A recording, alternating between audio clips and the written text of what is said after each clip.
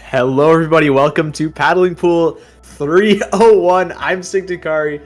Joining me is the fantastic Fufu today. We are kicking off with a banger of a set. We got Geeked versus Locked In 2500 playing against Distinct.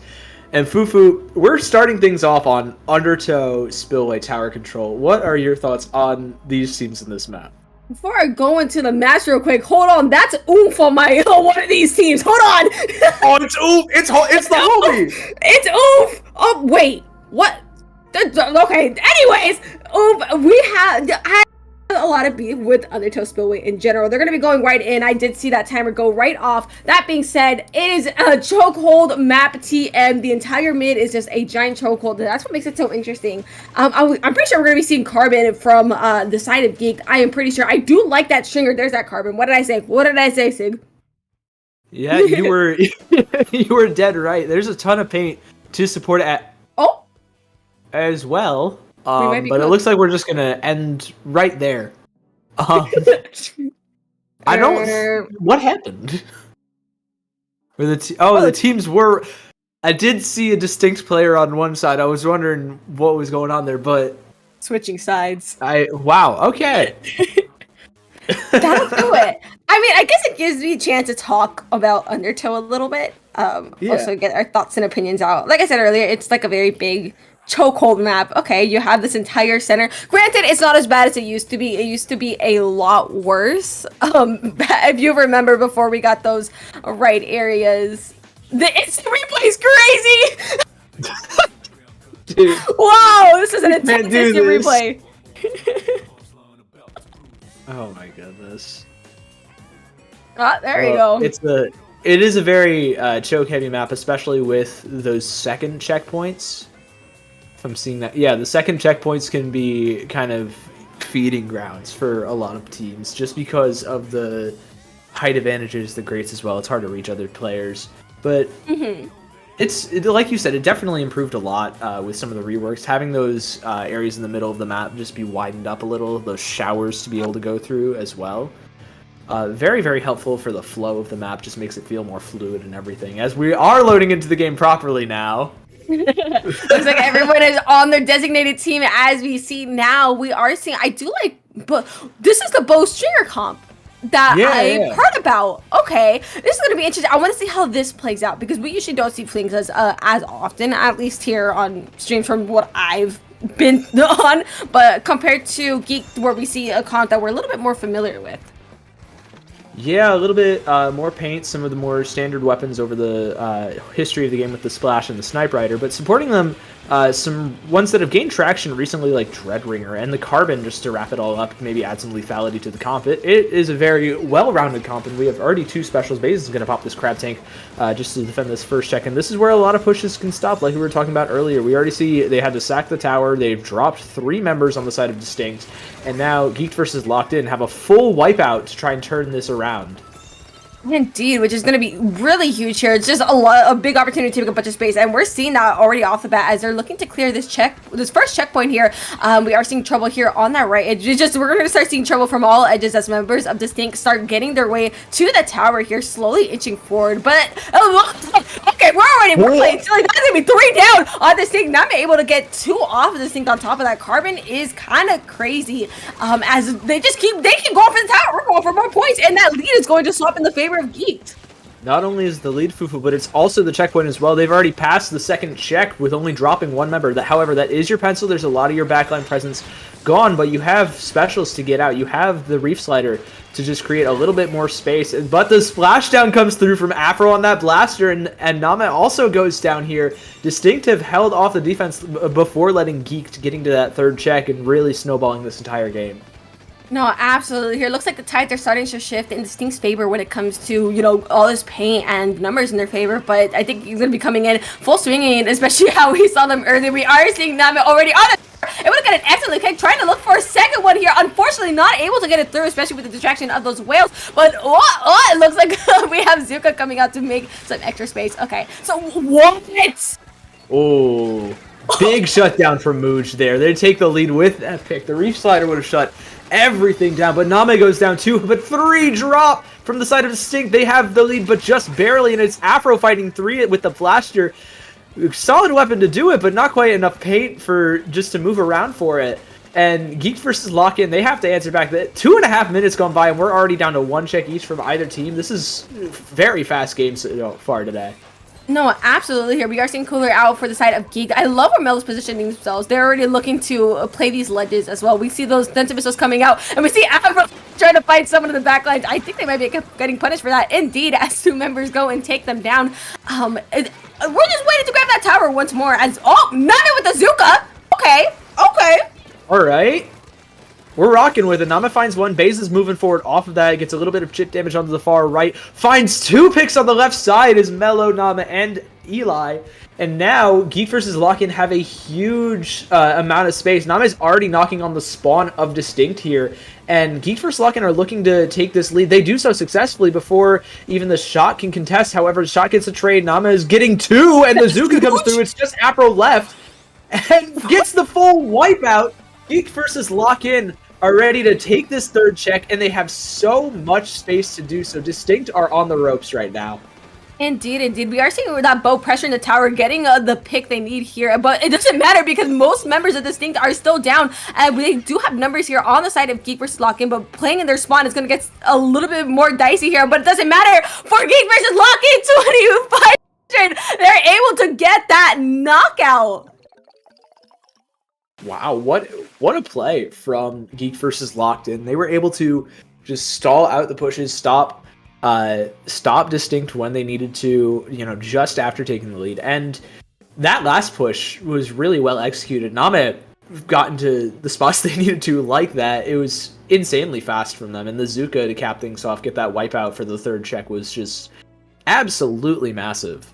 If there's one thing we know, if you enable a carbon, they're going to take a whole mile. They're going to run with it. Honestly, I really like the coordination Geek versus Lock-In had at the end. It's like they had 2 other members going up, or they had, they still had a jump back, or they still had, a fallback to rely on to. And I think that really helped them. That was a nasty cancel, by the way. Nasty cancel. Moosh with that. Moosh, that was nice. That was just clean. Great plays there. Name had so many amazing plays. Set up for very well by Geek versus Locked-In as well. You see a lot of paint coming out from Bazen, Eli, and Melo. Just with the Splash, Dread, and Pen combo. If you give a Carbon that much paint, they will pay it back for you in spades. That is very, very true. We definitely saw that during this match here. I think these are, going to be I think these are still best of 3s if I'm not mistaken. Yes, they are. So we're basically match point here for Geek versus Lock-In, and Distinct is gonna have to find an answer here by the next match. I'm excited to see where this is gonna go because Mako zones. I love me some Mako zones. This is like the Carbon map as well. So it's gonna get a little dicey. This is both Carbon and Dread, so I feel like Geek is looking at like a really map that's really favorable for their comp. I think Flings could still technically work on this map here for the side of Distinct. I don't think Bow's a bad option. I wonder if they're gonna change their comp out. Honestly, that's like my question. Are they gonna be changing their comp out?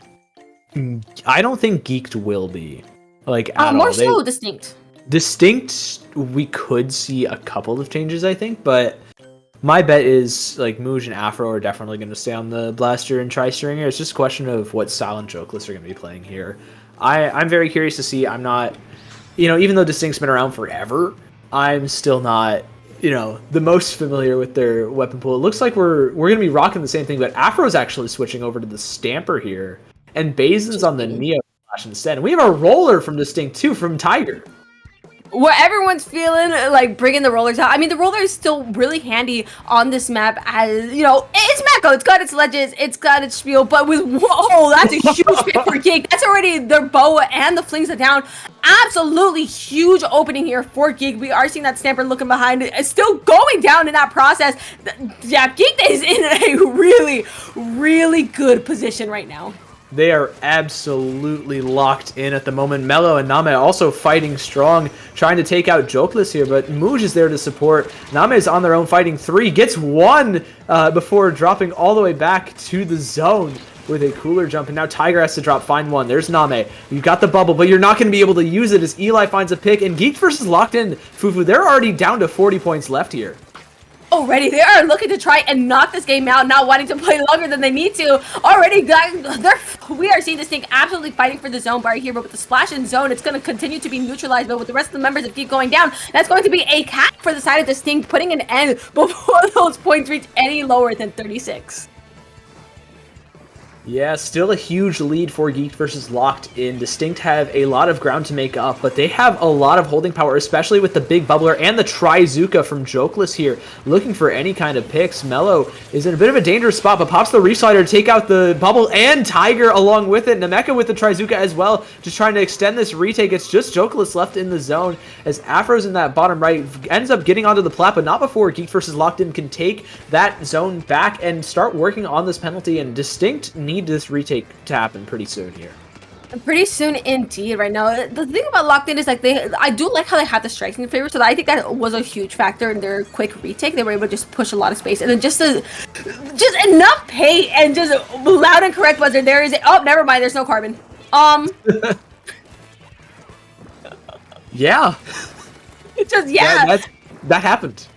That happened. We blinked, we saw the rollers clash, and that was just about it. But Mello able to take an excellent pick on already one of the members of Distinct, looking to clear this stack, and the strikes coming on the top of that. That Reeve as well, trying to find a second pick maybe, but it doesn't matter because that zone is going to be capped in the favor of Geek versus Locked In. I think they realize they're in a little bit more of a position to stall out if they need to, but we are barely halfway through this match right now. If y'all was Geeked right now, we want that knockout very soon. That's real. Thank you for putting the sprinkler up there. You can put a sprinkler up there? You didn't know? When were you gonna tell me this? Well, now you know. Yeah, thank you, Eli. That's huge. It's Distinct. Tiger pops this bubbler just in front of the zone, and allowing for Distinct to try and maybe get a retake off. However, Name is already inside the zone, preventing anything from happening. The bubbler goes down too, thanks to all the chip, and Mooj is on their own in this back right of the map here. Name is rushing them down. However, Afro is there to try and support, just force Name to jump out a little bit, as Jokeless is on this left-hand side on the stack, just waiting for some kind of signal to go here. It looks like the strikes and the chumps are going to be the first sign, looking to fight Basin. Not quite going to get anything just yet. Now popping the Trizuka, finds one. Can you find any more? It's 2-on-2. The zone is neutralized, but can Distinct cap it out? Give Geek versus Locked In another penalty here. It looks like Jokeless is going to be able to solo cap. Finds one, gets the second as well. And Jokeless has basically just gotten the zone back on their own for Distinct here. That was crazy because it was a literal pincer, and now Geek had to look two ways, and it was kind of like, oh, who are we looking at? And I think that really helped this thing get that retake there, which is kind of crazy. That was kind of sick if I'm being honest. But the restarters coming into the zone, just trying to prevent this thing from getting anywhere near the lead. But Tiger is excellent too, already playing for that, just trying to cap the zone once more for the rest of their teammates. I think that was 2 down on each side right here. We are seeing on the side trying to fight the stamper, not coming in to clean that up, but the zone is still capped, and this thing's favor is going to be a trade as the zone gets neutralized, but with a wipe out of Distinct and a shot in the center, that's going to be the zone cap for Distinct. I think they're going to be approaching this lead very, very soon, Sig. Yeah, it looks like they've already taken it, and now Distinct have a pretty solid advantage here. They don't have specials to work with, but they do have man advantage. They picked 2 members off thanks to all this chip damage, and with 10 points left, Nama's going to have to go huge here. Find Afro. No, you're going to back off into the waiting arms of Tiger, and Distinct clap back with map 2. Oh my goodness, what a comeback from Distinct. That was nasty at the end. Just when we thought Geek had a really, really good hold towards the first half of the match. I'm not gonna lie. Distinct, I think what really started snowballing that was that pincer with Jokla in the back. Kind of creating that extra like, hey, you have to look at me there. I think that was a real true snowball that Distinct needed to really get this match in their favor.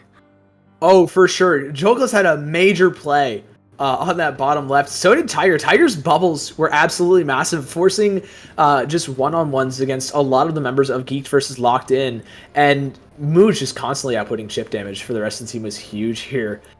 Name finding that early pick, though, was massive for Geeked versus Locked In. They were able to get down to 36 points off a first push with just that. You know, Geeked versus Locked In definitely had some bright spots on this map, but Distinct just clutched it up in the end, just played a lot better, especially with that double from Tiger. No, especially all of the stars started aligning for Distinct there by the end. You see like Chumps coming out as well here. Like Chumps, the underrated zone, my beloved. They're similar guys. They have little faces and everything. I don't know. Chimps are very cute, but the tides have turned, and now we're looking at a 1-1 score. So I feel like the last match is going to start getting pretty tense as, whoever loses here is going to be sent down to losers bracket. Yeah, we're going to be ending this set on Clamblitz Scorch Gorge. One of my personal favorite map modes in the game. It is a beautiful thing, tomato. Honestly overhated. Tomato, tomato. Boo! Tomato, tomato! Boo! You're hating! I'm a hater! Why? It's such an awkward map. You have this big terrible map opinions over here, dude. Oh my goodness. Loud and correct buzzer. I need a loud and correct buzzer now because I think I got a beef with you. You know how annoying it is to push past center on this map? No! I sit on the map, bro. I'm playing pen. Like, even on other weapons, when I play Bucket, when I play Gluga, it's perfectly fine. Maybe Gluga's a little bit privileged in that. Oh, yeah, because it is. No, it is. I'm not going to lie. But, like, you just need to play around specials, play around your man advantage, especially when pushing up here. It's such a tight choke, which is fine. You know, the basket is so close, so you can definitely get some scoring in if you get maybe maybe 1 or 2 picks just around that ramp area. It's very important to just make sure you're a very stable team, able to just play consistently and play around your specials and kind of the power spikes that you get out of those. As we see Afro switching over to a 52. I think we've seen Afro on 3 different weapons now this set. Afro's been very silly.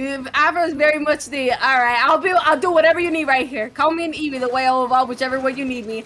Well, let's go. I'm already looking to push a little bit forward here in the base of Geek. That's going to end up in a trade right here. As well as the teams are still getting set up here, getting their specials active, trying to find picks where they can. It looks like that's going to be 2 down on Geek versus Locked In. So Distinct is looking at that man advantage, looking to push past the center point if they can, with the members of Geek already looking forward and putting themselves to that ramp. I think we're going to be in a little bit of a neutral here. Yeah, here's where things can stall out a little bit. You need to find picks, just like the one on the Sharking Afro that Geek versus Locked In just got. Now with that man advantage, they can start taking a little bit more of the map. Nama is already looking in that pit area, trying to find some picks, as Tiger is just biding their time. Sharking just staying around, laying low, just trying to let Geek versus Locked In run into them, but it looks like Geek versus Locked In have other plans here. The Trizuka coming out from Nama is going to force Mooj over to this left-hand side along with the rest of the team, but Bazin goes down, trading out Afro, and Tiger doesn't even get to utilize the big bubbler as they get popped immediately by Mello, and Mello pops that Reef Slider. Now it's just 2 members left of Distinct. However, they are still holding. Geek versus Locked In don't have any specials. They have to back off themselves as they lost that power clam, and we're still just hanging in the middle of the map for a little bit now. This is what I was talking about, where mid is a little bit annoying to have to push through, because I feel like it also, trying to push back through mid also, I feel like, fights all of your instincts of safety, if that makes sense. They're basically 2 choke points within a center of a map. And it's like, oh, am I supposed to be pushing this? Even though you are.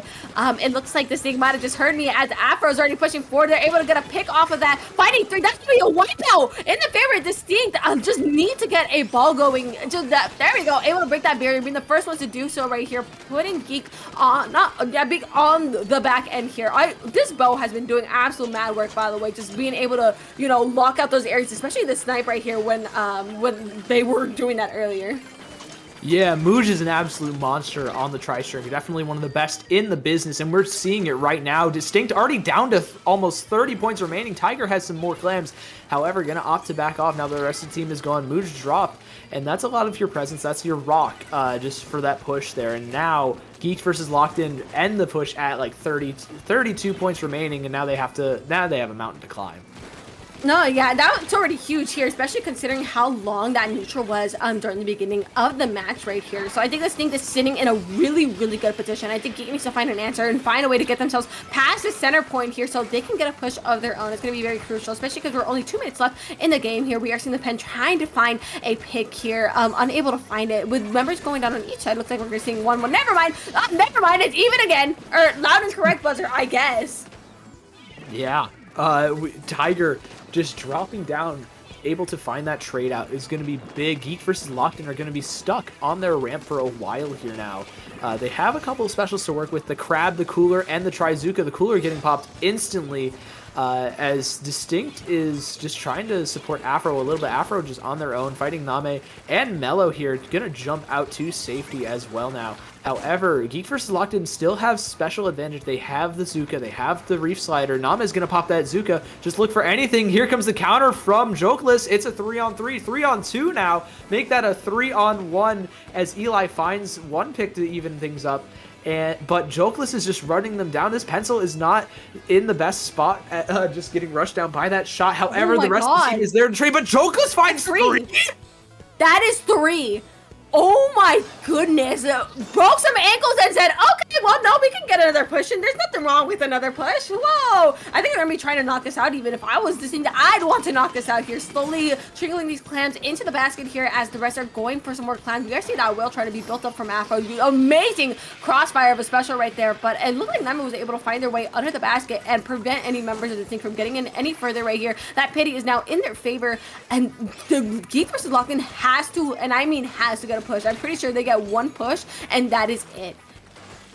Yeah, they're gonna need to just make something happen. They have a lot of scoring to make up. Name is looking for picks on this Trizuka, as well as Mello on the Reef Slider. Mello finds one, found the second as well. Tiger, though, is in this spot. We've seen them do this twice already this game. Just find some crucial picks, gonna curling out, jump instead, and just give Geek vs. Lock In some of that space. It's crunch time. You have the Killer Whale popped from Mooj now, and Name finds one, but 2 go down. Eli's gone. Mello needs to find something huge with this Reef Slider. Gonna create a good chunk of space, finding Mooj. However, Tiger pops a big bubbler, and the jump in isn't in the right amount of space. Never mind, Bazin jumped out with the power clam, and Bazin might not be able to get up to that basket in time, especially with Tiger watching it. Can you?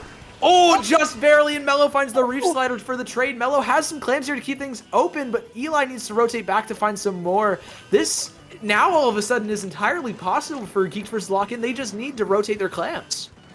Yes, and also they're consistently picking members off of Distinct as well. Tiger trying to find their way and trying to find a pick, going in for a trade as the clams continue to trickle in. We are just trying to turn the tide. It's so close.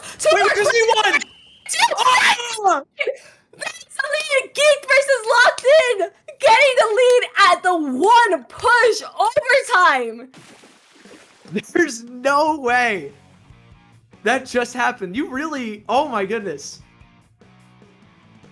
That is actually insane.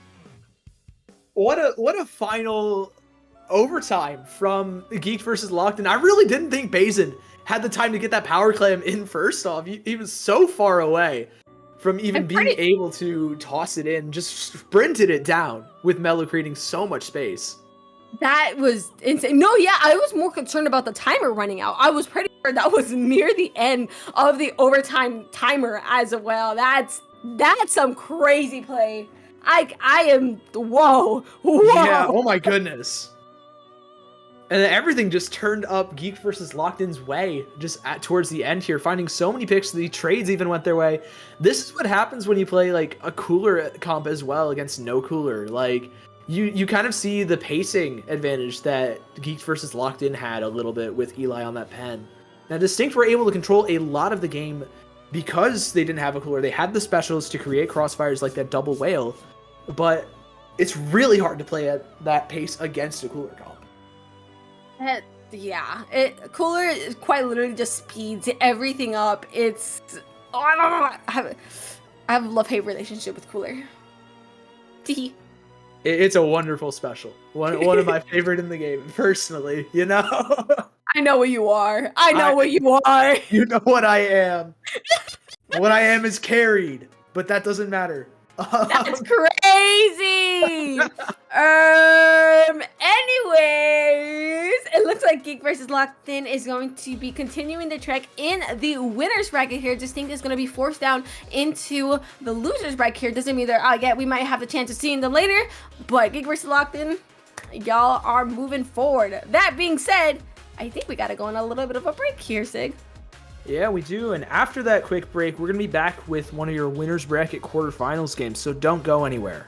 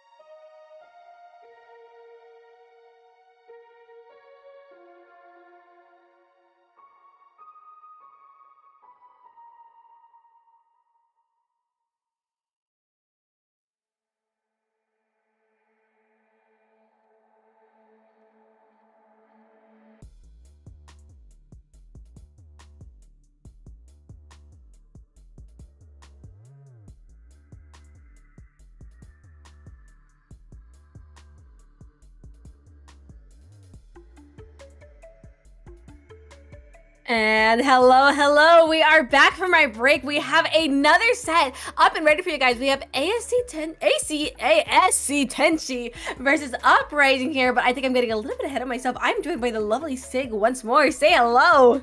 Hello, everybody. We are kicking off ASC Tenchi and Uprising with Tower Control on Museum.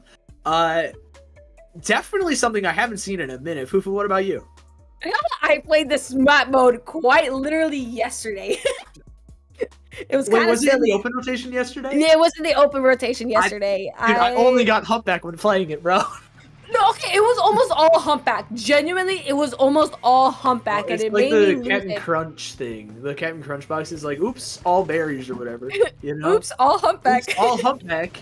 We're loading in here. You already know it's ASC Tenchi. It's Uprising.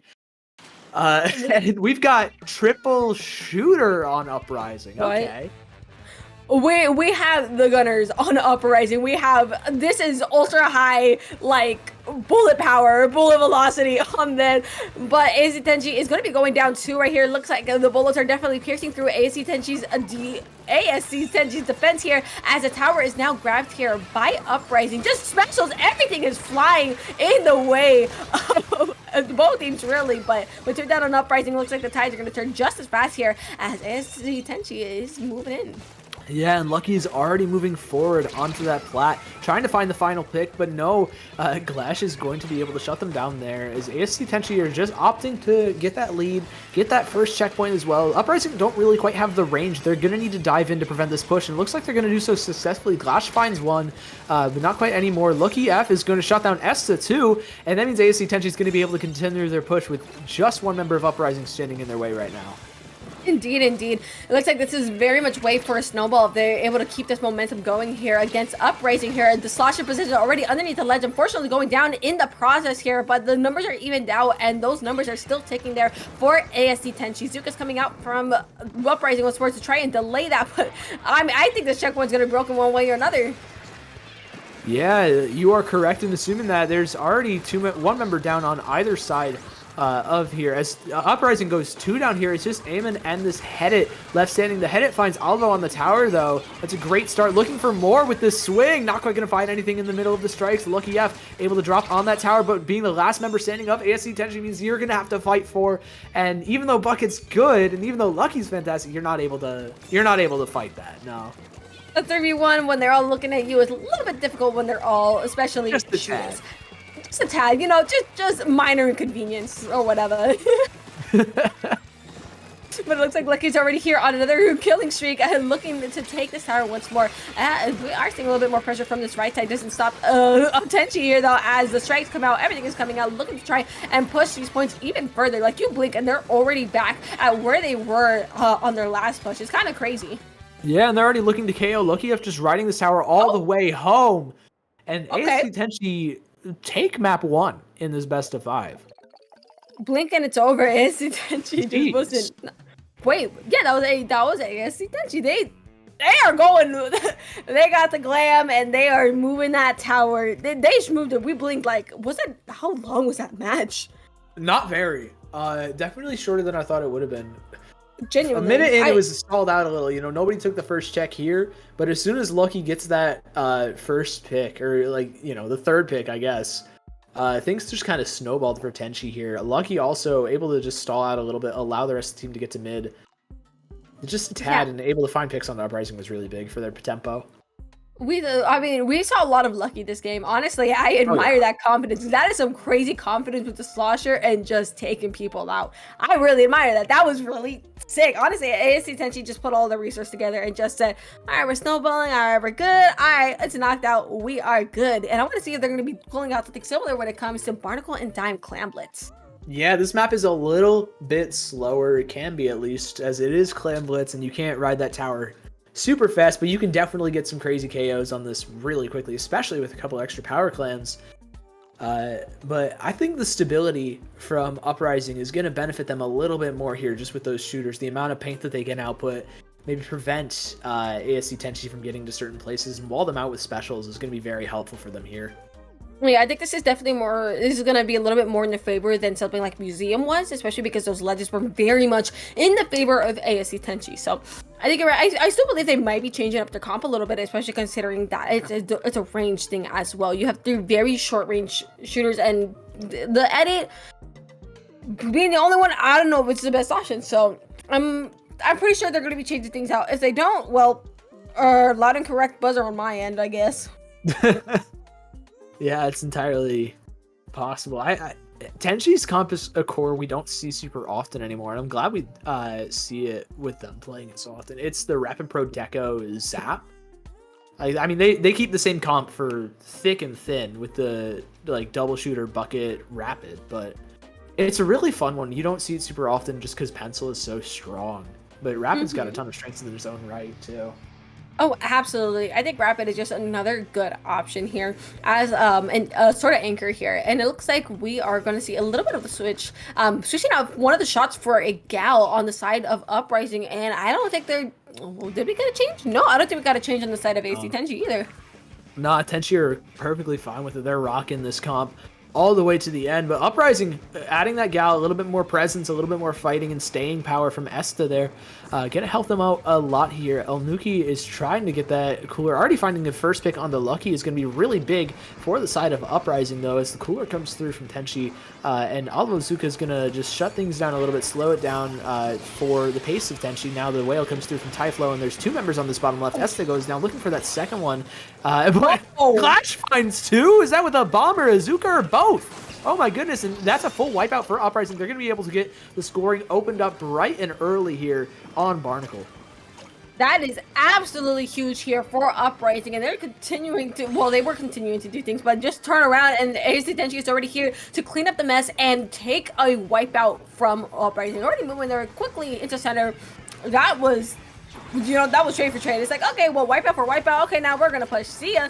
Oh, that's a rough one. Those happen way too often in my experience. You just miss the jump, miss the toss, but that's a power climb down on the side of AC Tenchi. They still have one to work with, but they needed that second one to instantly take that lead there. Glash just popping that Trizuka, trying to force Rage out out of that left-hand side. Looks like Esta and Eamon are going to be looking for that. Esta finds the fight. However, Alvo finds Eamon and Esta as well. It's just Onuki left, and Onuki's down. There's only the shot player, and they know where they are. That's Glash gone too, and Typhlo is able to open up the scoring for ASC Tenchi with this power clam. Yep, Typhlo already starting that push as the calling card here. We are seeing Lucky trying to play underneath the ledges, having these strikes up and ready as well, which is going to be huge. Another power clam is in their favor here, looking to get that lead, and a lead indeed, dropping that score down to 48, and they have no signs of stopping here, ASC Tenchi. I already love how they're playing these ledges already. I love that. This is ledge. Yes. Just yes. But yes. Uprising seems to be fighting back here, and I think I might be looking to end that push right here, and I think that's going to be it as 3 members go down on the ACHG, forcing the last one to jump out here. Uprising able to successfully stop that push. Yeah, like you said, the ledge play from Tenchi is really, really solid. You know, both Lucky F and Typhlo have great weapons for dealing with it. As Uprising are already moving forward, is finding one, getting the trade out onto a second one too. ASC Tenchi just holding off for now with Uprising going down a couple of people. However, Glash does have this Trizuka. That's going to be the big difference maker on the side of Uprising. Can they pop it? The Crab Tank comes through from Eamon as well. This is going to be big. Esta's already moving forwards with both those specials, but the counter Zuka coming in from Alvo finds one. Looking for a second. Esta's down. So is Glash. Alvo just doing everything on the defense for ASC Tenchi here. Eamon's also forced to jump out, and Uprising turned tail and run, not able to even break much of their check. No, they were able to... Yeah. That penalty barely, got a little dent in it, but that's just about it right then there. But it looks like AC Tenchi once again painting so much of center, just trying to force a lot of the space to be theirs right here. Everything is coming out. Strikes, Whale just looking for picks here, able to find 2 with that spiel. But Este coming in, taking basically 2 out, forcing the Rapid to be the last one left. I don't think there's going to be a chance to save those power clams, as Uprising is just looking to absolutely truck it forward. Yeah, Uprising are moving forwards fast. Glash with the Zuka. It's just Rage left, and Esta is already moving fast towards the Rage, able to shut them down with a suction bomb on that splash wall, though. Going to be a big pick for ASC Tenchi here, able to stall out Uprising just a bit. However, Uprising do have a little bit of space to work with, able to maybe lead the rest of Tenchi back in, but Alvo taking the bait and fighting 2 along with it. Tenchi are able to find a lot of space, but not quite the picks as Glash gets 2, and the Crab Tank comes through, and Onuki with this power climb is going to be able to look to score here with Esta already forwards in that pit. Indeed. Power climb going in as well as it's cooler, so it looks like all the risk, the leash is off as the risks are minimized here with that cooler out as well. Uprising taking the lead while they're at it as well. Already huge turning of the tide right here, and just there that keeps going, dropping that score down to 24. It looks like ACG might be able to, yep, they're successfully defending from that now. Stopping that score at 24, but they really have to get some pushes in very soon. As I said, they got 2 power clams. Yeah, that's enough to take that lead from the... not quite enough to take the lead, but enough to put a real dent in it for the side of ASC Tenchi. And Lucky finds 2 picks on the Esta, and Glash is just aiming in this pit area, and they're not going to be able to stand tall here. ASC Tenchi are just 1 point away, and with a wipeout, they take that lead, and Typhlo has some power clubs along with Rage here from the right side of pit, just able to score and get that KO off? Yup, Blink, that wipeout was just what they needed. The clams literally spawned to their right there for them, free to grab, and I think that really helped put that knockout in place. Crazy comeback there. This was a lot closer of a match from both of these teams. Oh my goodness, Uprising has some nasty pushes. Let's be clear, but AC Tenchi was able to get that wipeout. That was nasty. Glass had a nasty one there. That was insane. The double on the Zuka was just disgusting. Able to open up that scoring early for Uprising. Getting them down to 6-2. That early lead is always helpful. It just puts you on the front foot and forces Tenchi to come to you at that point. But ASC Tenchi were able to do that in spades. They had 2 power clams going through, got that lead down, about 14 in the lead. And then Alvo just going massive here with the Zuka and shot plays as well. Really, really solid plays all around from Tenchi, just on the defense, clutched up when they needed to. No, absolutely. It was that player-made last-ditch effort that we saw towards the end of the game, and it's probably one of my favorite things to see during these games here. Both of these teams will absolutely play their hearts out. This was a really close game, a lot closer than what the score entails, but there's an ending wipeout here from ASC Tenchi just into the knockout, and that was it.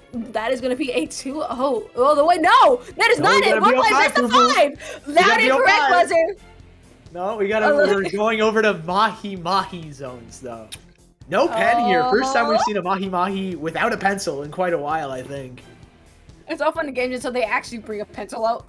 Oh, I swear, man. If we see a pencil on this, we might need to just go to Splatoon 4 already, man. Pen is very much a love-hate weapon. Goodness. Oh, it's a fantastic weapon. We absolutely love it.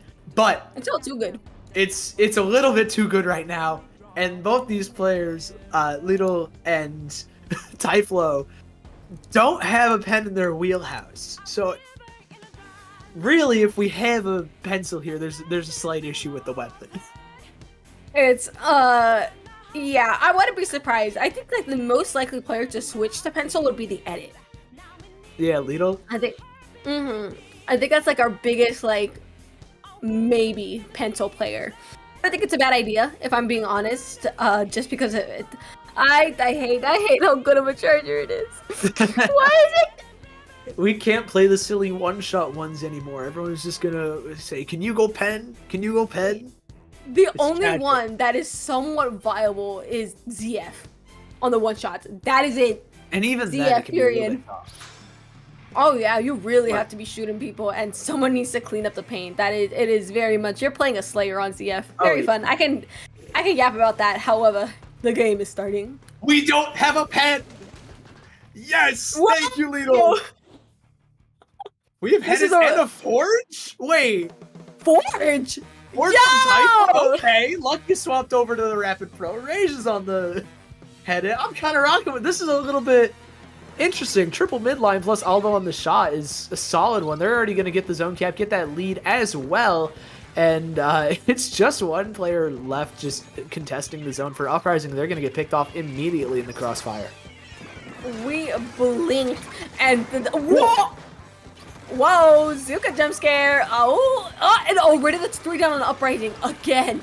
Okay, AS's intention did not come to play. They said we're sealing this game in place here, and they are moving with absolute speed. They are not playing around. They're continuously getting picks off of Uprising here, finally going 1 down themselves here. But it doesn't matter because the edits are having the showdown of all time, and it's going to be an extra stall. We are just seeing moves being made from ASC Tenchi. Finally get another pick. They're with the Zuka, trying to find an opportunity to get themselves into zone, but oh my goodness, that is crazy on the opening side. Yeah, but Uprising are able to get this retake off with their double shot. And by the way, double shot something I thought we left that in 2023. We're seeing it in the big 2-5 now. What is happening? The big 2-5 is insane. I guess there was a I don't know. I wish I could tell you.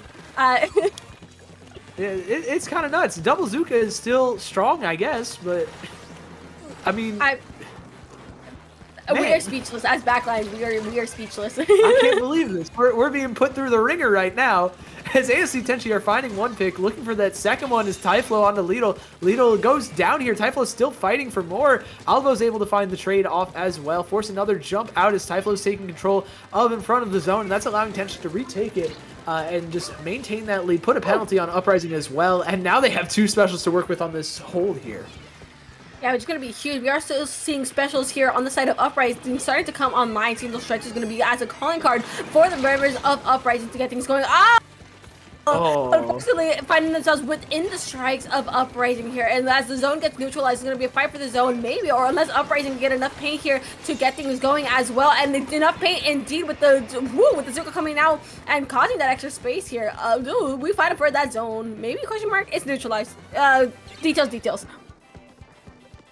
Yeah, but ASC Tenchi are going to maintain control of it. It got flipped momentarily from Uprising, but these strikes are going to need to come through and take it for, longer than a very short amount of time for Uprising to get this lead back on the push. And it looks like they're going to be able to maintain control for quite a bit. Leo is going to pop that Tactical Cooler just in the middle of the zone. The Booyah comes through, but not enough to cap. However, 2 members end up going down on the side of Uprising. Make that 3, and the 4th has to jump out here.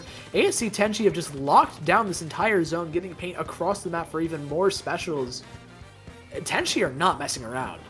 No, indeed. Hold on, I just realized their name is T, and then the Japanese hiragana symbol for she, I think. Tenchi. Tishi? I don't know. I'm having a moment. I just had a moment. Anyways, they are going for cap in the zone right here. We are seeing those strikes coming out from Uprising as well, but it's not going to be enough to keep that zone painted at all, as AC Tenchi is quickly moving towards that knockout. Just all the ink on the zone is flying out. It's going to start, but it's not going to be enough. That's going to be 2 down on Uprising. Make it 3. It's going to be a wipeout, and that is it. AC Tenchi with the knockout and a 3-0 sweep. Yeah, there's Tenchi, but just making pretty quick work of Uprising. That set that felt closer than a 3-0, honestly, especially with that Clan Blitz game. But man, Tenchi cleaned every up map up, dude. They popped off a little bit. A little bit, a lot. They absolutely sent it through. Their opening on this map was nasty, and I mean nasty. They probably got I think they got 3 essentially wipeouts during that first minute, and it was kind of that was crazy. Uprising was able to get themselves into the center there by the by a little bit after that, and it got a lot closer from then, but just technically by the end here, AC Tenchi was able to just grab a hold of the zone and not let it go. Yeah, they were able to just keep things locked down. They had a lot of paint control, just too much for Uprising to handle. Even with the absurd amount of paint that Triple Shooter plus a Headache gives you, it just simply wasn't enough, especially when Tenchi's boxing you out on these longer range weapons like the Rapid, like the Forge, and the Headache. It can be a very rough task to retake.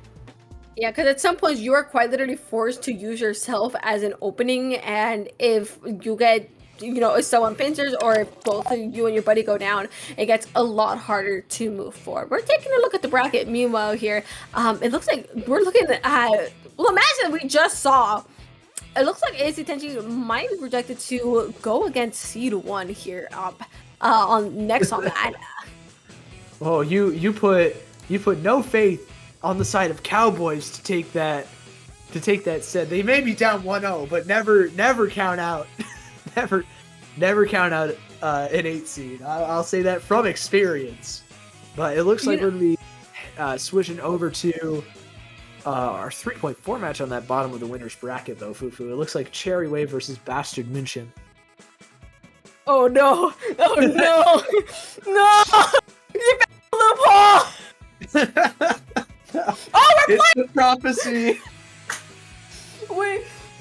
Oh my goodness. We're gonna get flagged! We're gonna get flagged! Oh no.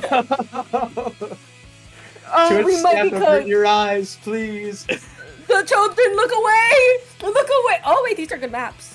Unless it's Undertow. Screw you, Undertow. We have to get through the first one, and then I'm down. These maps are fire afterwards. We have Clan Blitz on Crab Lake Capital, though, to kick things off. I hate how far it is sometimes. But, pencil, yay! Uh-oh. Uh-oh, more pencils? John Crab Leg weapon. Pencil's way too strong on Crab Leg, dude. Oh my goodness. Dude, they go across the gates and you just go, ding, ding. Yeah, that's it. You get thunked twice by it, and it's like, man, I'm really not allowed to use the grates, huh? That's literally what it is. And there's a pencil while you're on Crab Leg. It's literally no grate simulator because it's so easy to 2-tap people on grates. You're gonna need like a 10 umbrella or something to get around it is the issue, and even then, like those can be shot from underneath from any of your other teammates. It's like, oh my god. I just reminded me, we had a discussion at some point with like me as a friend, and we were like, I wonder if like, imagine if the decaf pizza box went through tent. It doesn't, if you go in the front, if you go through the front, it doesn't. But if you go to the side, what? You mean the hitbox, slight? You mean hitbox. the melee hitbox? Yeah, that's a pizza box. The pizza box. That is a pizza box. It's like, I'm sorry, so ever since it's dropped, that's what we called it. And apparently, if you hit it to the side, it'll hit behind. And I was like, is that like a real thing, or is that just theory? No, they tested it. They tested it. It works. Yup. Oh And no! go to the The side. game is so broken. We see Zonix on it too. Two in the double pen. Oh my goodness. Well, we're back in pencil jail. We're back in pencil jail. Save me. Get me out of here. Get me out of never here. ends, Poopa. We've been here for 2 years. As we get into it, there's already one member down on the side of Cherry Wave. Best of Motion are already moving forward pretty fast here. That big bubble are able to create a little bit of space. Not getting picked off by Rosa as well in the middle of that crab tank. However, the bucket from Cherry Wave is able to find two. It looks like Zonix and Pelly are also trying to move forwards a little bit. Zonix going down here to the bomb spam of that Junior. The bombs just keep coming. They don't stop. They don't stop giving him McDonald's. I know what you're doing. But it looks like we're gonna be stuck in a pretty extended neutral here as each team is trying to find a way to make some things happen here. How did you get away with that? It's not coming in. It's gonna come out alive from that aggro. But it looks like Cherry Wave is starting to make a lot more waves as the bubble cannot stop them, but maybe this gal can. We're everywhere. We're everywhere right now is what I'm seeing. We have members of Cherry Wave in the base of Bastard. How do you say that last part? I think so, yeah. I took German classes in school. I'm not the most familiar with it because it's been a minute. But oh my god, Zonix finding one on the Kaiser as well is going to be pretty big here, just allowing that score to even go down further, down to 53 points remaining. And two members down on the side of Munchen make that 3 as CC is just holding strong on this pen for Cherry Wave, dropping the score even more. This clam rotation is absolutely beautiful from Snock, able to get that power clam in as well. Can you find the jump? Oh, it's not quite in the range. And that means the push is dead for Cherry Wave, down at 44 points, but very respectable amount. No, absolutely here. I mean, Kaiser was absolutely chasing CC down. Oh, okay, and we blink, and that is going to be a wipe out in the favor of Cherry Wave, already looking to see themselves underneath the basket of Bastion Muchin. I'm gonna start exploding. Honestly, fair, but Cherry Wave has already gotten that basket to explode as well. CC has 4 clams, but not going to quite opt to use them. The basket gets held open for just a little bit longer, and CC has the cooler, has 7 clams. It looks like Pelly is also just playing a little forward, trying to force some of Munchen back just a bit more, playing for some chip damage as well. Going to go down here to the side of 2, Vac Rapid and Kaiser with these strikes, and with the, not the Rapid from Vac Rapid, unfortunately. The bucket actually instead is going to find a pick onto Zonix. We're looking for a little bit more, but this Crab Tank is doing a fantastic job for Cherry Wave at fending off the enemy team. Yeah, Crab is still insanely good, whether we move past that Crab meta or not. It's just so good at making space. Unironically, kind of banger special right here. We are seeing those strikes coming out from Cherry Wave, trying to make a little bit more space for themselves here. But it looks like we're stuck a little bit in center, especially against, pencil paint strong. Oh yeah, we're just playing turf war at this point with Pen, dude. We're just trying to just paint the ground as much as possible. Zonix is looking for a fight, but against multiple members of Munchen, it's not looking like the odds are great. Gonna have to jump out here as Pelly's in the other pit, just looking for some chip damage, forcing the rest of Munchen out. That's a lot of space made for Cherry Wave here. However, the strikes are going to come through and cut it all the way down. Kaiser also finding a big pick onto Pelliforia. With that Junior, is going to pop the big bubble, but not quite find anything with it. Instead, going to find some bomb picks on the Snock. Snock is having a rough one when popping these crab tanks. First the pen, now the bombs from the side. Oh my goodness, that was foul. That was just absolutely foul. I'm not over that bomb. Just foul, but also really good. But even despite all of the noise from Bastion Munchen, it seems like they're still not able to get a push in just yet. It seems like Cherry Wave is still adamant on being an iron wall and not letting them get too close to the basket. That was it. Rosa has been absolutely kicking it with these really good picks. I can't even lie. But with those strikes coming out, this might just change here in a second. Looking to try and get this in, and in it goes. We gotta get the clams in.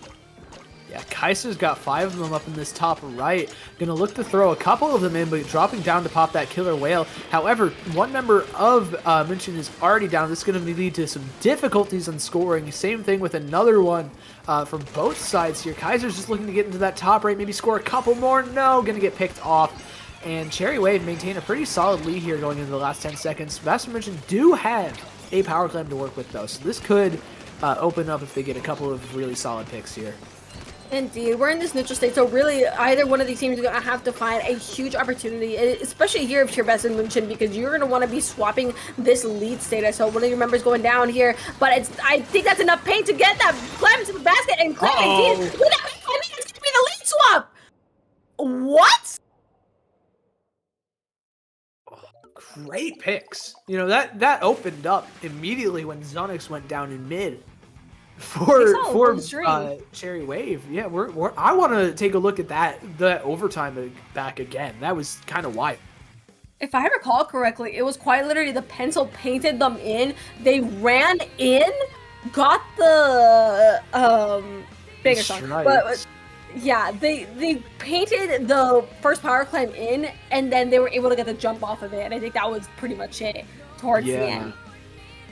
Trying to say, I think they used the strikes for it as well. That was great, just control of the space. That's a lot of those specials that are really good on Crab Leg allow you to just dictate the space and the pace you play at, like the bubbler, like the tri-strikes, and it was excellently done. This first pick by München, it definitely could have gone a little bit further, but you don't really need it to if you can get those double clam jumps in. That was really, really risky at the same time because it was so close to the end of the match, but I think it definitely worked out in their favor here. Yeah, there's that first climb they were painted in, and then the second one jumped, boom. Yeah. That was it. A great opening play or closing play from Bastard München. Definitely a very, very strong clutch job, especially just camping that jump from Zonix. Zonix was not able to play for that overtime. They just got picked off every which way they went. It was honestly just a masterclass of a clutch job by München there. No, absolutely here. And, you know, we blink and we're already going to be into the next match as well.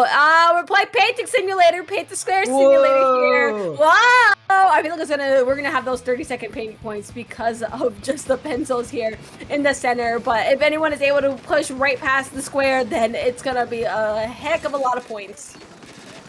Oh yeah, and it looks like the big bubbler is going to come through from Floria on München as well, but it's not quite going to allow for any space. Getting shredded immediately. That Zimmy bubble from Snock, though, is going to make even more space for Cherry Wave here. And now it's just Rosa left on the ramp, and Cherry Wave take first control of the zone. Like you said, Cherry Wave's already moving past that zone, and they're getting a ton of points and several crucial picks to extend their lead even further. No, absolutely here. The points continue to tick down, but it looks like they're unable to get access to Best in München's ramp here. We are seeing that bubble coming up in the D now, which is absolutely huge. Another bubble, but it's not going to be enough here to stop them from going down here. That poor junior there. And we are seeing picks left and right here, just leaving that pencil alone here as Cherry Wave is able to just continues to get more points here. I think Best in München is reaching one of their final opportunities to try and get themselves into the zone. It's getting dicey. Yeah, however, that killer whale pick from the bottom right of Kaiser is going to be a great opener. However, they go down immediately. That's 2 members down on the side of Bastard München. Cherry Wave with a big bubbler are going to pop it on top of the zone just to maintain that paint control. And they answer back in the set with a 1-1. That was probably the fastest answer back, the fastest like 1-1 split that we've seen. That was not even a minute and a half. I think it was like a minute and like 22 seconds. Yeah, they got that zone. They did not let go on the side of Cherry Wave. That was crazy. That is ridiculous. I'm out of words. I'm out of words. Honestly, like there wasn't even. Don't want to like impose it, but there was not much to analyze. There was just fights constantly going Cherry Wave's way after just winning that first zone cap. That was my crazy. jaw is dropped.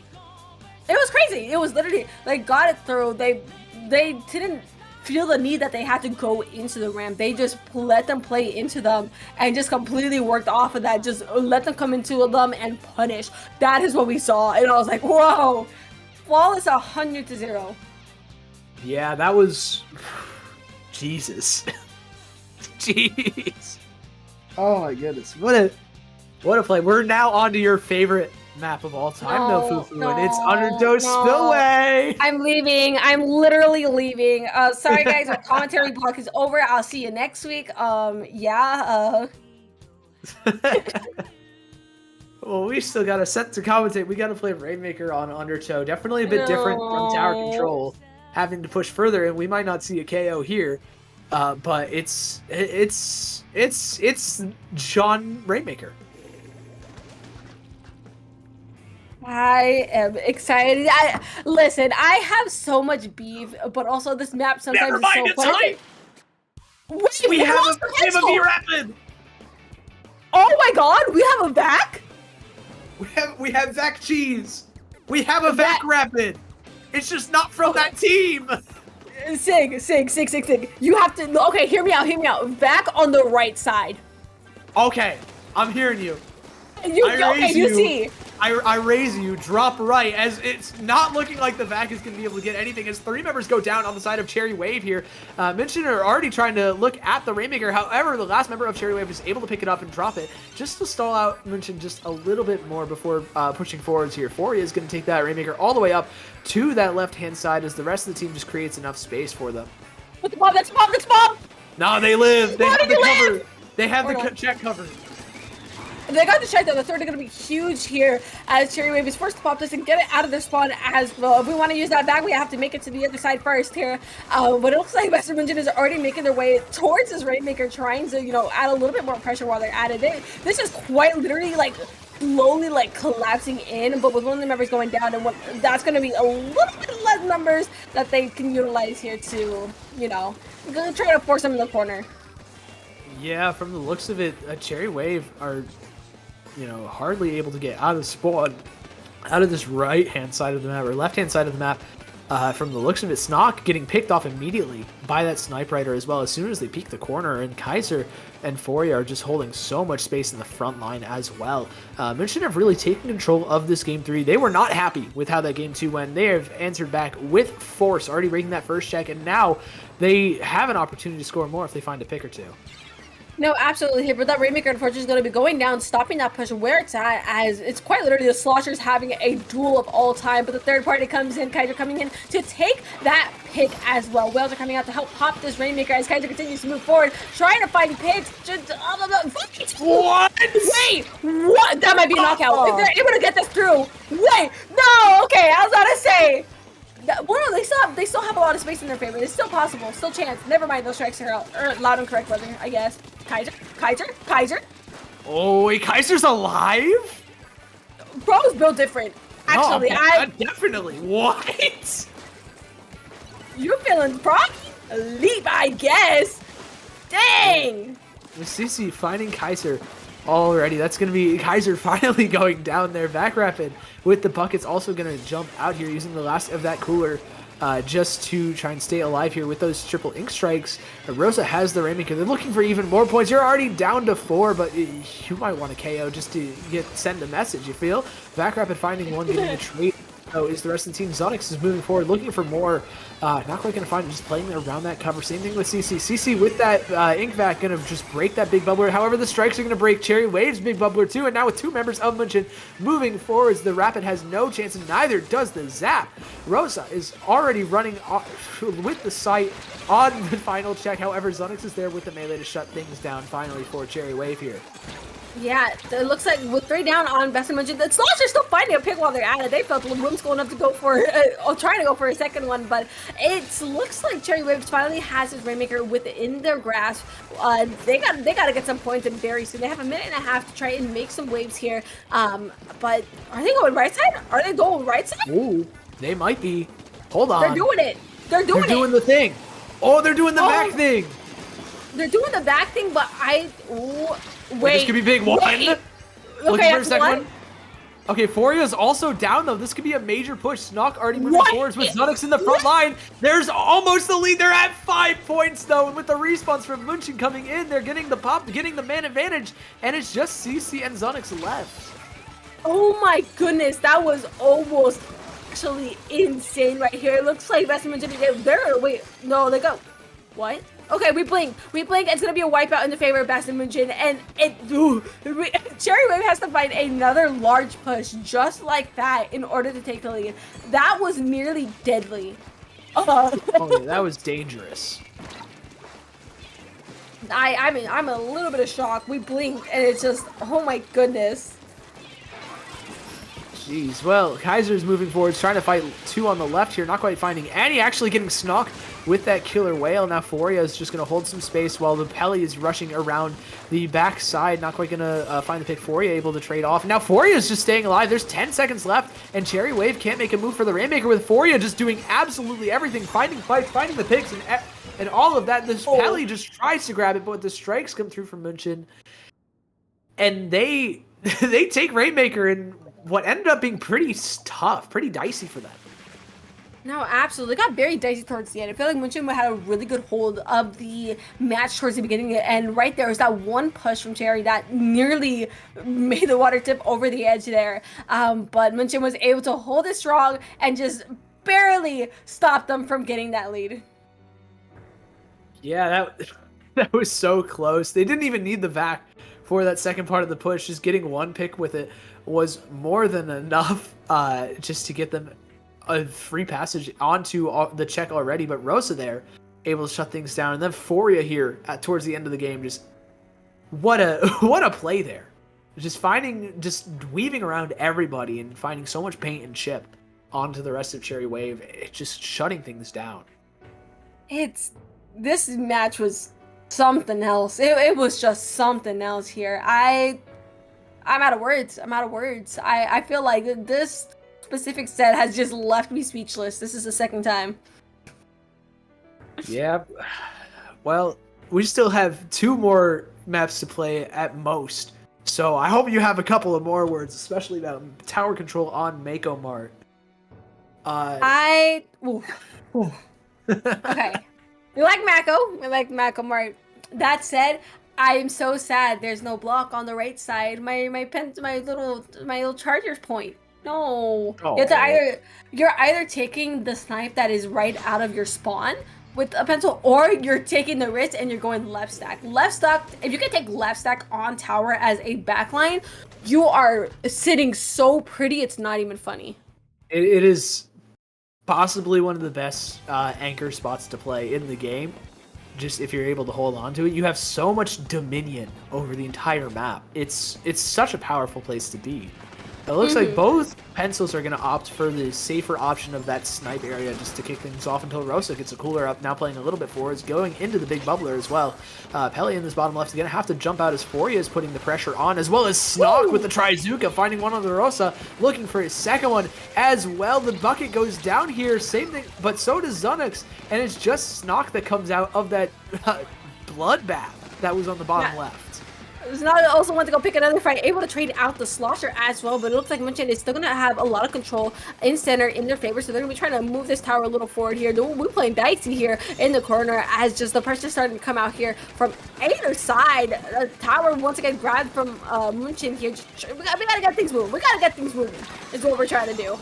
Yeah, the big bubbler comes through as well, just trying to deal with some of the bomb spam, the strikes also to break Zonix bubbler, but Zonix is on the tower, not before Munchen get that first checkpoint though, as Vac Rapid is on the stack, I assume jumped in. Now Kaiser is the last one left, just in the very back for Munchen here, not able to get onto the tower in time as Snock was there just lurking to shut down, and now Cherry Wave have that lead. They have the cooler and the Zuka and the strikes. They're popping absolutely everything. They want to extend this lead as fast as they can for as much as they can for you, though. With this big bubbler, it's going to be a big pick as well from the bombs on the Zunix. There's Pelly, though, too, and Pelly finds Foria, looking for that second one. The 52 gal drops as well. Munchen force everybody off the tower, but Cherry Wave still have a lot of advantage here between space and players.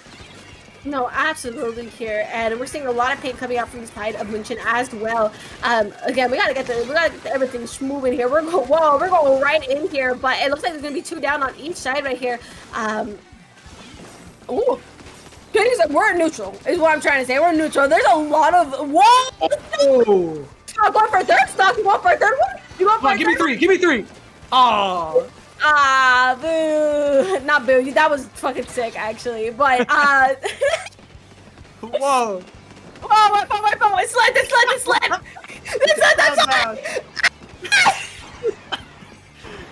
Anyways, Cherry Wave have control back of that tower. The bubble's coming up. They're going to extend their lead, looking to take that second check with Pelly and Zonix riding it right now. Snock on that bottom left as well, waiting for any kind of drop here. Pelly's just riding the tower as Snock comes through with the Zuka, finds not quite any picks, but able to put a little bit of pressure. Foria also goes down here, but Kaiser already pushing forwards. The front line of Munchen is doing so much work, forcing that Snipe Rider back as well. Cherry Wave have a lead, but, you know, you didn't take the full check along with it, so Munchen seriously have an opportunity here. No, absolutely here. We are seeing Rapid place themselves under this ledge, which is also really huge. I need to see someone go right. Someone go right, please. I'm begging you. No, they didn't. They died. I apologize. I'm sorry. I wasn't familiar with your game. But it looks That like was Cherry bait. Wave is it was big. Cherry Wave is trying to push this tower into their favor right here, but Munchen has not done yet. So looking to try and grab this tower in their favor as Kaiser is able to get an excellent pick on the Slosher as well. Tower once again grabbed by Munchen, and you know, they're trying to make waves here. This is so dicey. This is so everywhere. But it looks like Cherry Wave is successfully able to get a lot more turf in their favor and not allowing Munchen to get that tower comfortably at all.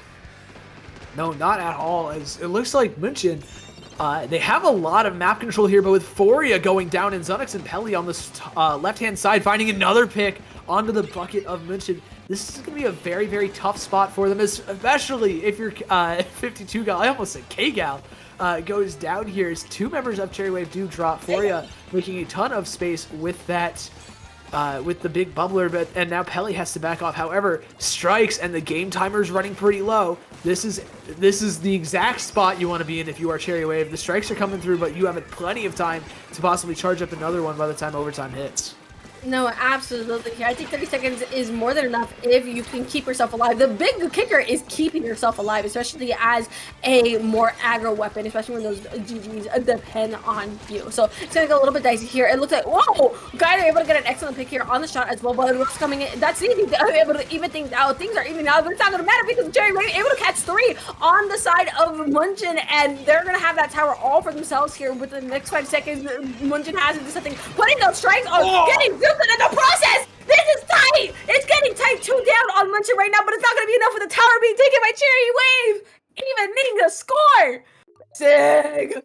We're coming to game 5. We're gonna crash. Our first game 5 of the day. I can't wait. It's either 3-0s or game 5s. There's no in between. No, we don't do those 3-1s here. That's a lame scoreline. Overrated. Overrated is crazy.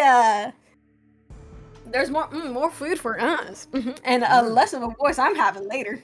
Oh yeah, I have plenty of water with me. I already drained my entire cup of tea right now, so we might be struggling in like 30 minutes. Who knows? Oh, no, absolutely. This tournament always makes me lose my voice somehow every time. I mean, if we get sets like this, there's no wonder. Well, yeah, we got sets like this all the time. It's like by the second we get to like the end of winner's bracket, things get so intense. It's not even funny. Yeah, it's kind of nuts, honestly. Is this the Cult of the Lamb I see? Fun. I have the game sound really low. Okay, I was right. I'm so good at this, by the way. I'm so amazing at this. Ball. You know Sick. ball. What up? It's your favorite map. It is. It's Scorch Gorge. Ooh. Oh, We're gonna get asco.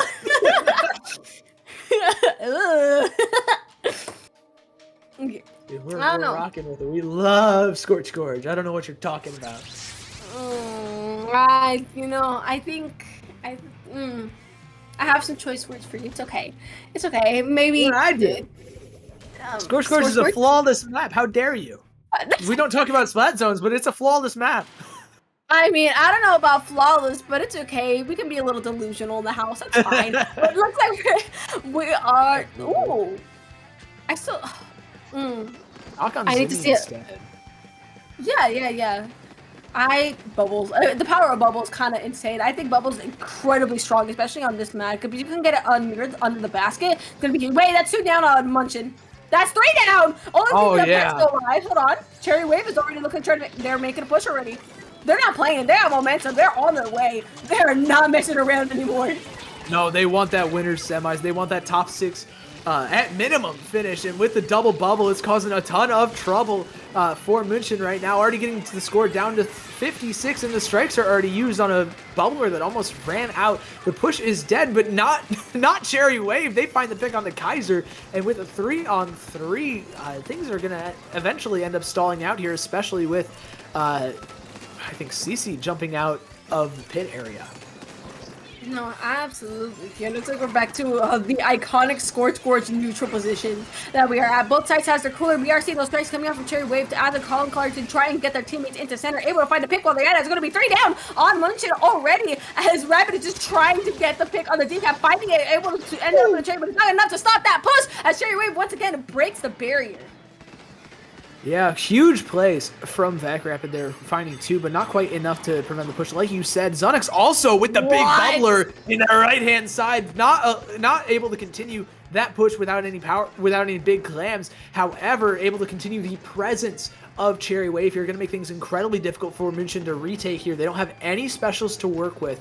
The question is, are they close to any to maybe deal with this big bubbler on the side of Cherry Wave if they choose to pop it? However, Snock ends up going down right when they pop it, as well as 2 other members. That's both your bubbles gone. A lot of your frontline pressure from Zunix as well. And now Bester München are finally able to get back into mid here. It seems like they've hardly been able to contest.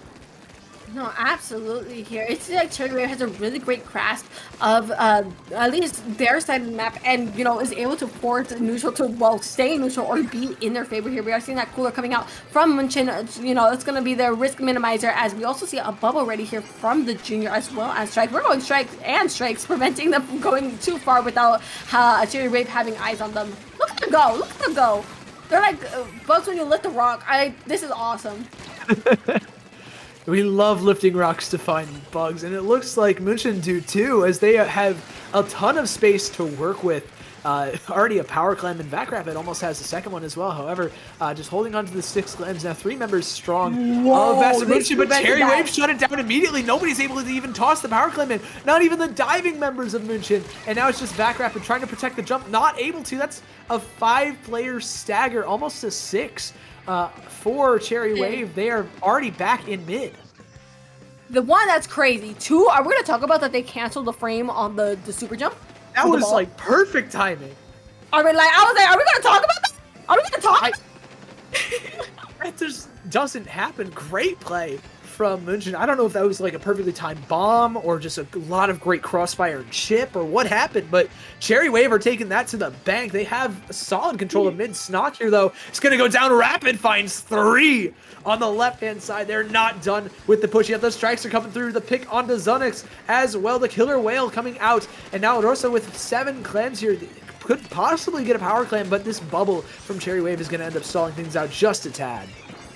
Just a tad indeed. We are seeing those strikes coming out from Cherry Wave as well to try and keep their clam basket safe from the attacks of München, but it looks like they're able to just stall us just enough to get the rest of their members in and just try to force the members of München out, and I think they're doing so pretty successfully, especially considering a lot of the map is orange and red. Whatever that color is, I want to say orange.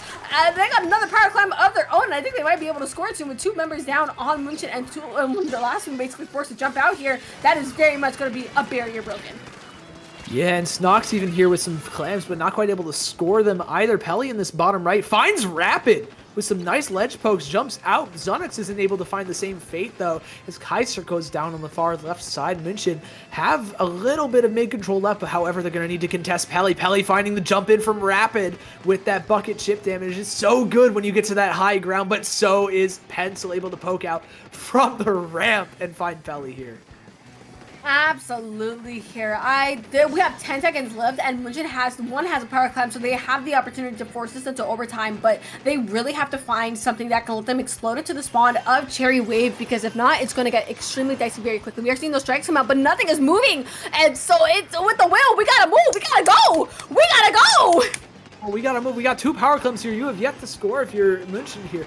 Now you have a lot of space. You have a cooler, but you don't have that many specials. Xenix has the big bubbler. This could mean a lot of trouble for you. Had the bubbler as well, but not quite able to pop it, getting picked off by Xenix's. And Cherry Wave hold on and take it 3-2 with a big comeback. Oh my goodness. That is actually crazy. We blinked. The overtime was in our hands. But dang! Cherry Wave coming in with those last 2 games, taking the entire set. What a set! Yeah, that was crazy. What a game 5 as well. What a set. Going to game 5 is huge. They had a ton of space just taken. Everybody was knocking on each other's spawns right here. And walking the door. Yeah, oh yeah, and Xenix had a legacy game as well. So much space, so much damage. And really enabled the rest of Cherry Wave to capitalize beautifully. My goodness, just this last game, I feel like a lot of it, Cherry Wave was definitely was the one knocking at Munchen's door. If anything, it was just okay. Well, they knew how to control the neutral, how to force that neutral in their favor, and I think Munchen's hesitation, especially towards the end, was what really sealed the game. Yeah, it was a pretty rough one. Just not able to quite find any picks as well. Just allowing Xenix to get into those very tough spots. Either bubble player, both Snock and Xenix, just able to find great spots for their bubbles on the defense, play off of each other super duper well. We saw that on the second to last defense, I believe, especially of Cherry Waves, or of that game 5, just able to just use those bubbles in conjunction. And that's going to bring them all the way to semifinals, where they're going to play against Asta Stinks. But hold on, I have to find the full team name. Asta Stinks, but he is goated. Now, I'm not sure if that's quite the set we're going to see just yet. We might be going to the opposite side of the winners bracket semis with Sunset versus ASC Tenchi. But you know, two teams we're familiar with either way. We got Tenchi or Cherry Wave that we're going to be seeing again, and we're going to see a lot of. I think we are going to be seeing a Sunset and Tenchi again. Okay. If I'm not mistaken, I'm pretty sure we're going to be seeing them again. But we're going to be rocking with that Sunset Tenchi set then. Indeed. But I think with the end of that set, Sig, I think we might be going on a break. Yeah, I think so. So we will be back after a really short break with the Sunset ASC Tenchi set. Don't go anywhere. We will be right back.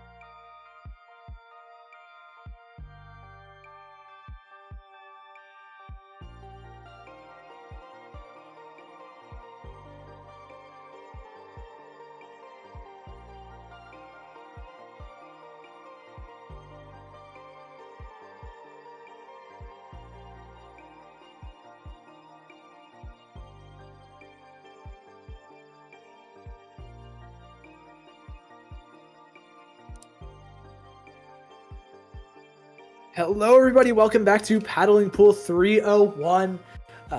We got your winner semifinals. It's Signakari. It is Fufu as well. We got Sunset versus ASC Tenchi. And we are kicking things off back on Barnacle and Dime Clamblets. And if we're having anything similar to we had last time, we might be seeing some what? An E-leader? Are we going to see a leader? Please be a leader. Please be a leader. Please be a leader. Please be a leader. Huh? It's probably going to be a pencil. Wait. Oh, we got it. Oh, no pencil. Nature is healing. Nature is healing. Oh my god. No, I'm tweaking out because this is a freaking leader. There's a leader. There's a leader. There's a leader. Sig, I'm shaking you. I know there's a leader. I see it. I'm totally not biased or anything. I never see a leader, so I'm very, very excited to see how this happens. But we went in real quick in our set here, already starting up our ninjas. Both of these teams going to probably be building up their specials, trying to find an opportunity to get themselves forward. Already seen that Zuka hit the field there from the side of Tenchi, but it's not going to find any picks here as Lucky's doing lucky things, already trying to find some space here on the left. Unfortunately, going down, that's 2 down on AC Tenchi, and we'll make another one as Obito comes in with the Kraken and a big... Oh, you go what's up? Oh, Rage goes down to that Kraken. 4K is able to get that power claim in, along with a couple claims with it. The zip from Dreamboat as well as the Kraken from Obito. Pretty big here, just creating a ton of space for Sunset, getting that early push. Not quite able to score any more points though. just getting 4K to jump back to those beacons. Those beacons are so strong, great for some tempo on the side of Sunset here. It's like, although Leader is a very slow weapon, it does need a lot of space between itself and the other weapons. Those beacons are incredibly huge for your teammates. It's like, yeah, okay, Leader's also very silly because it can take some really very silly off positions that also people don't expect to get shot in, and that's what's very silly. But again, just need a lot of space between them and the opposing team, which is really hard, especially if you get rushed down. Oh yeah, if you get rushed down as a leader, You're cooked. 07s. Good luck. As the Kraken comes through, there's 2 power clams on the side of Sunset here. You're going to be able to score both of them down to 42 points already. And with one of the Krakens up and available from 4K here, they're not going to opt to use it, just looking for some hits. There's Alvo gone! And can we get another one? No, it looks like we're just going to back off here, play a little bit safer. Maybe not have to use that Kraken to get out just quite yet. Oh my goodness, not quite yet. Indeed, right here. I'm sorry, I'm having like the biggest happy moment just seeing a leader on the field, because you almost never see a leader in these tournaments. Usually are seeing Pencil or maybe even, I don't think I've seen a ZF in that minute as well. So it's very exciting to see this. But we are seeing the picks coming out from side of Sunset. Unfortunately, no, they're actually going to be going 3 down. Looks like ACG is going to be finding this push here in their hand, getting 2 power clams in, only being around 18 points away from that lead as it slowly takes down. They do have another power clam in their possession, able to get it in. Oh, missing! Lucky? Oh, no. Almost the lead. You're close there, but no cigar. As Sunset hold on with that defense there, and now have a lot of control of mid. They are playing at a crazy pace right now, very fast. 4K sees Lucky here. Lucky just able to draw some attention now. Acorn and, from the looks of it, Obito too are just trying to force Lucky out. Lucky jumps out and just tries to stay alive here. However, that's going to be a bit of a struggle as Acorn finds one and another member finds 2. I think that was actually 4K that got the leader stops, and now Typhlo's the last one out. Gonna have to jump out here as Alo and Raze are just getting back. And Tenchi are really just running into a wall at this point. They're struggling to find any major meaningful picks. No, indeed, right here. And, you know, these things are also really close on top of that, so I feel like if I was ACG, just a little bit just like, okay, we gotta do something, because it's just so dang close. It's like right there. Like you can taste it at that point. Oh yeah. Typho able to get away with that pick as well, but being the only one on the opposing side, unfortunately going down with that. We are seeing that power climb in the possession of Sunset as well. Gonna be trying to get that in there, getting in there successfully as well. Kraken is coming out on top of that. Kraken on the screen, hello. Oh, Kraken jump scare. Well, Bomb finds a second, and Dreamboat finds 3, though, and that's a full wipeout. Able to extend this hold, not the push, but the hold for Sunset here. The Kraken from Obito comes in, just trying to create a little bit of space, force Tenchi back a little bit, split them up. Although on this top left is now alone against multiple members of Sunset here. And now Acorn has another power glen. This has extended their hold long enough for Acorn to get another pick. However, that's a full wipeout for ASC Tenchi. They have a power glen. Lucky F is close to another one as well. They're going to break these beacons, but not before Obito can jump to them. Can Obito find Lucky? Yes, you can. And now ASC Tenchi are going to have to stall out just a bit here. Stella, indeed, right here we are. I like where this leader's position, though, able to look over the entire snipe right there, which is also a lot more pressure here against AC Tenchi right now. Sunset really has to get that hold, and AC Tenchi really has to find an opportunity to really explode. That leader is out, so much pressure is now off of the field right here, and just waiting for the opportunity to try and get this in, and it's just a fight. Typho going with the train, and that ball will almost fall into the water. Imagine. But the gal coming in, taking it, trying to get that second power climb in. Someone's got to go grab that pity.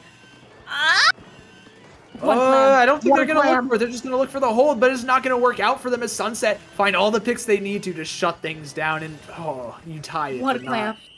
Oh, tragic. One dang clam. Just a single one, dude. Oh, that's tough. Heartbreak. That's very tough. That I feel that from across the screen, just like, you know. Yeah. That one never feels good, man. It happened. It happened on Rainmaker in the last set too. Like, oof. I feel that. I feel it super hard. This match was a very interesting one. I feel like it was a lot closer as well. We had both of these teams going in for pushes on each side. Also, I'm so happy to see a dang leader Sig. You have no idea. I'm like, oh, the miss. No. We had to replay the miss, bro. That's just disrespectful. Our streamer, Trent, what are you going? You put him on blast. I'm calling you on blast with it. You putting them on blast. I'm putting you on blast. Yeah, come on, dude. It happens to the best of us, okay? Oh, did you see? That's crazy. All the things that we've shown is wild. No, bro's a menace to society. Bro's here to cause trouble. Goodness. But that is going to be game one in the favor of Sunset as we go to a, well, I would say a very pen favorable map. I actually like custom leader on this map as well. Why is there Rainmaker mincemeat in the map pool? What? I would love to know, actually. Yeah. This is Tenchi's map pick? You went mincemeat against a leader? I mean, it's in their pool. It's in their pool. I'm assuming it's just in their pool. You, but like, wow. I wouldn't expect that to be Sunsets, not. Yeah, you know. Especially with a leader. I mean, Rainmaker, maybe not, but. Whoa.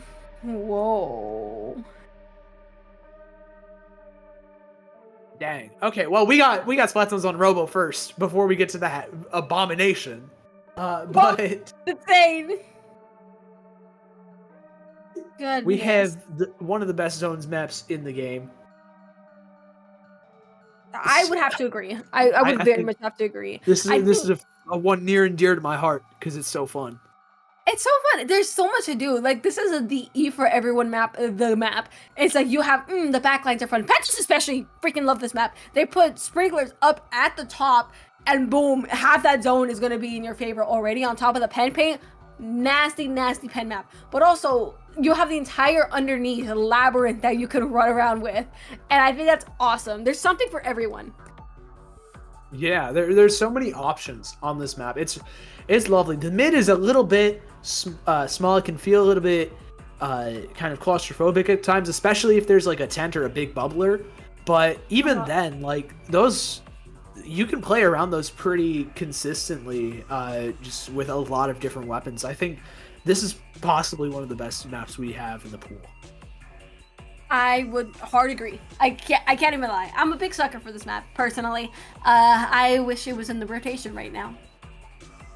Sniff. Unfortunately, we have 10 minutes till we have a fire zones rotation though, so I might hop on that while watching the stream afterwards. Who knows?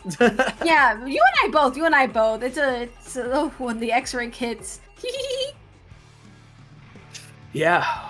Once that solo queue hits, I will be keeping this stream up. I want to know how this tourney ends. We got some pretty sick teams here as well. Both of these included ASC and Sunset.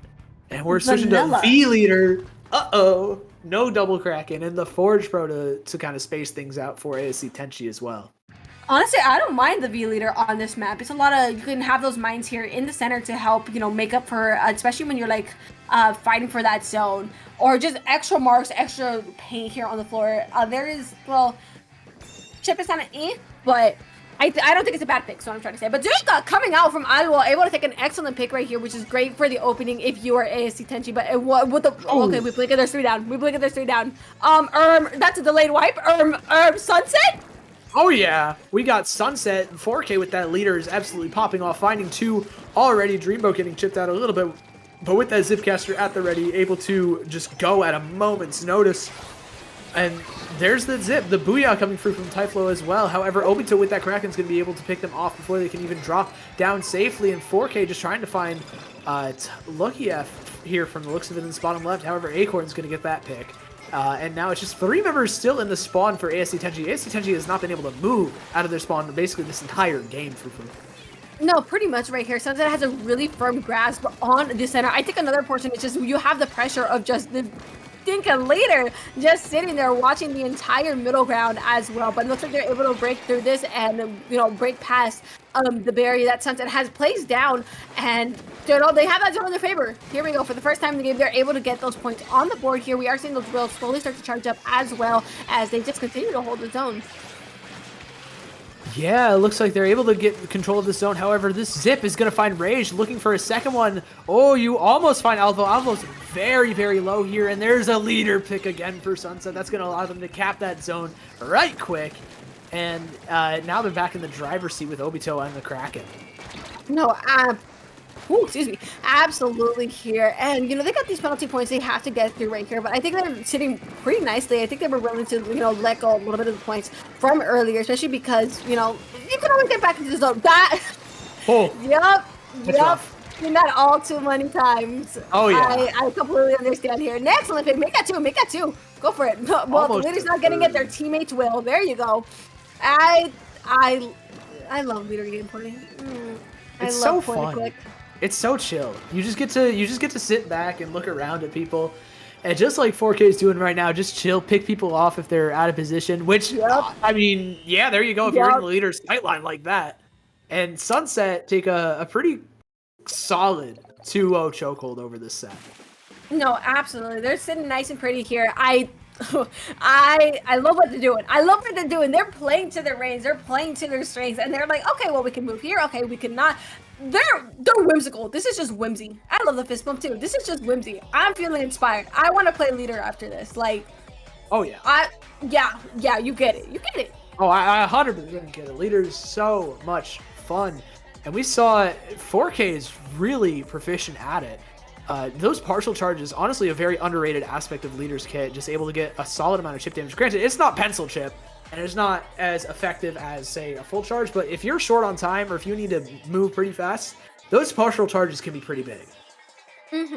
No, absolutely here. And, you know, and sometimes you can quite literally two-tap with a leader. I think the mine makes it you can actually tap them dead, if I'm not mistaken. I might be a half charge. I don't remember, but I don't remember. I want to say it's half charge with the mine. No, it is half charge. We both like process that at the same exact time. It's half charge. I was trying to remember just because I was trying to remember what damage mine does because we just do not see it outside of like Leader and Sorella 10. No, absolutely. It's just like I had to replay playing Leader in my head to remember if it was a half charge or half. I'm just like, Also, speaking of leader map of Rainmaker. Wins me. This is tough. This is gonna be a rough one for ASC Tenchi. They need to find ways to shut down 4K on that leader. It's gonna be a tall task. But honestly, I mean, if it's in Tenchi's wheelhouse to pick this weapon or pick this map mode, they probably have something that they can do here. They probably have some up their sleeve.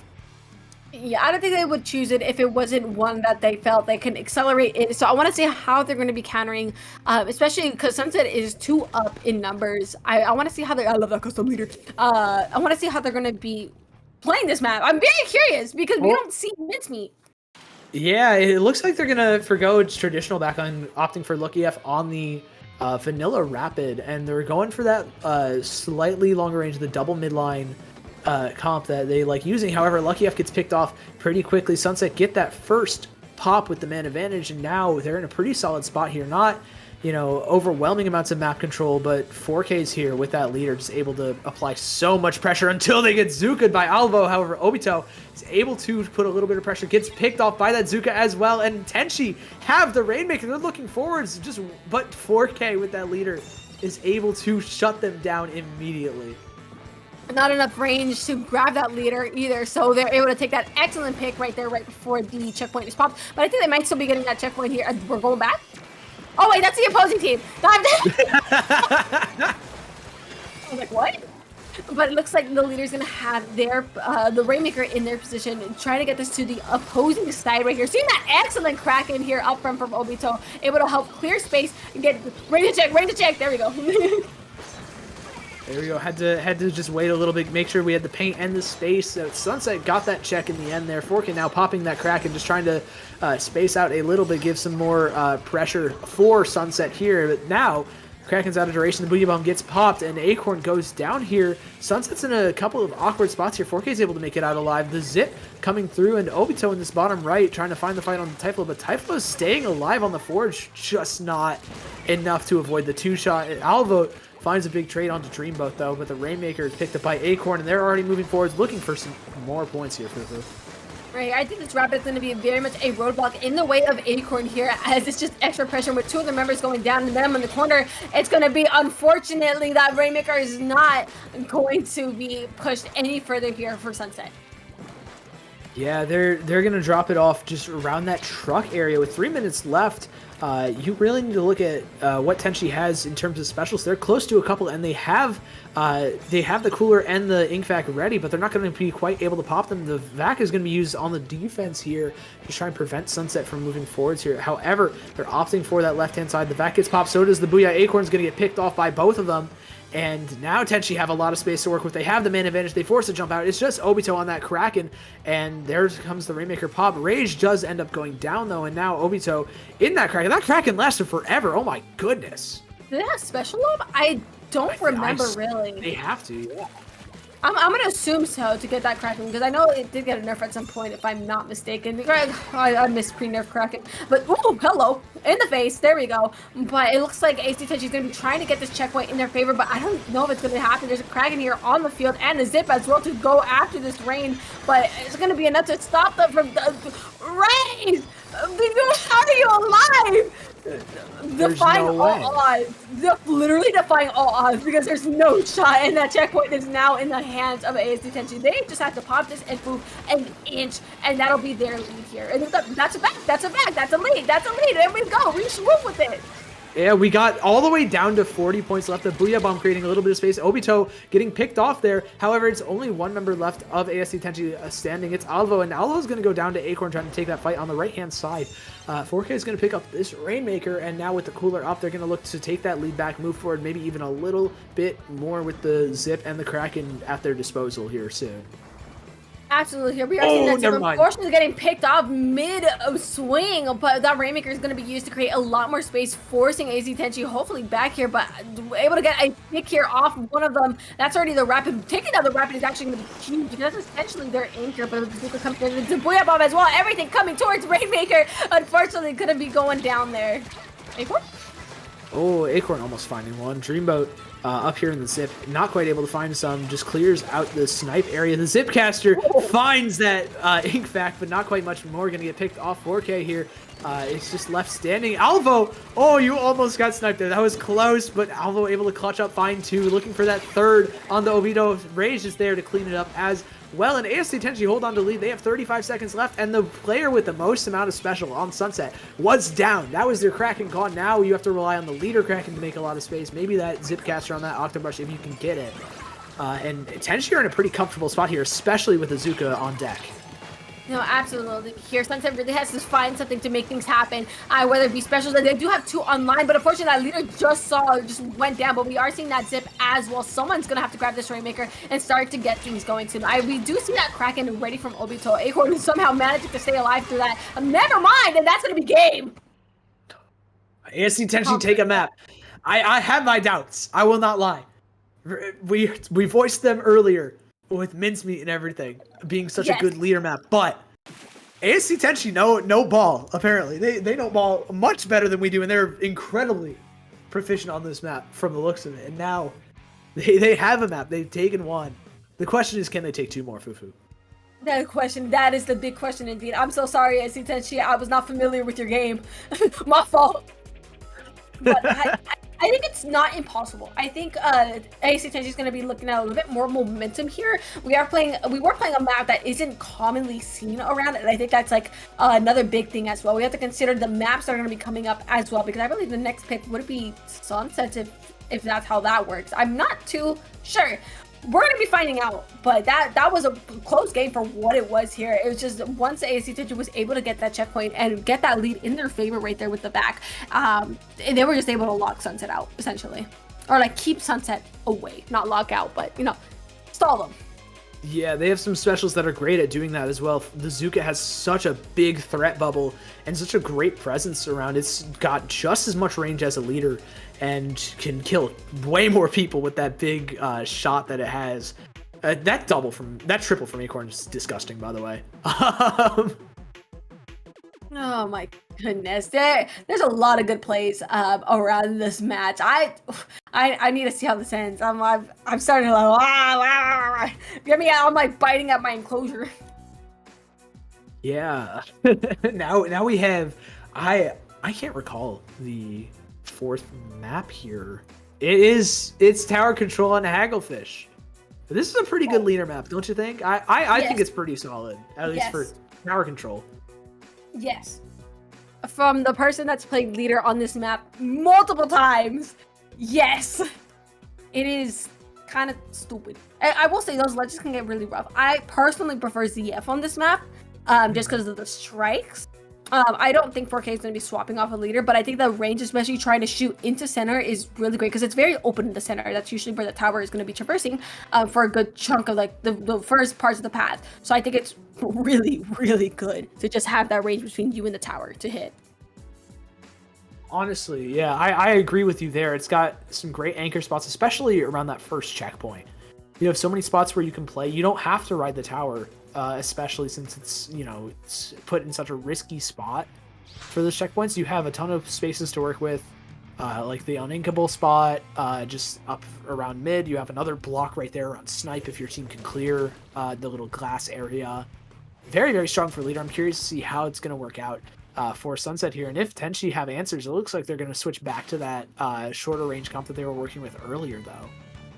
Absolutely, we are seeing that right there. We are seeing Lucky also back on the slosher as well here. So we're going to be seeing some ways here on these sides. So I'm excited to see that as well. We are seeing the starting off. We are waiting for picks, or we're waiting for specials, yes, there's our pick. There's the first one. There's the second one as well for Sunset. Looking for the full wipe. It's just Rage left on ASC Tenchi here, and Dreamboat finds none of it. Rage is going to jump out, getting picked off by Lucky, but Lucky also getting picked off by, I believe, Obito on the Gal.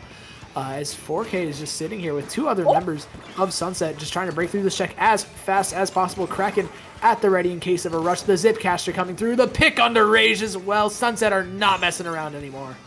Not messing around. Indeed, they are looking to end this set nice and pretty. It's only one member left on the ASC Tenchi, and they are just, the thing is moving. The tower is moving with no signs of stopping. We are seeing the Kraken take the tower for themselves here. Unfortunately, getting pushed off. I forgot how much Kraken gets pushed off of the tower. Now look at them fly. It's literally a flying squid, but it's not going to be enough to stop. I believe that's going to be it. That's going to be a chance to slide into a knockout. Sunset with 100-0 on tower. Hello? Oh my goodness, that's not that doesn't happen often on Haggle Tower. No, usually it's those ledges there that are really like really stall things out, but it just didn't happen. Yeah, no, jeez. That was brutal. The blink of an eye. I have no words. Just everything turned up Sunset's way from the first pick to the last. Yup.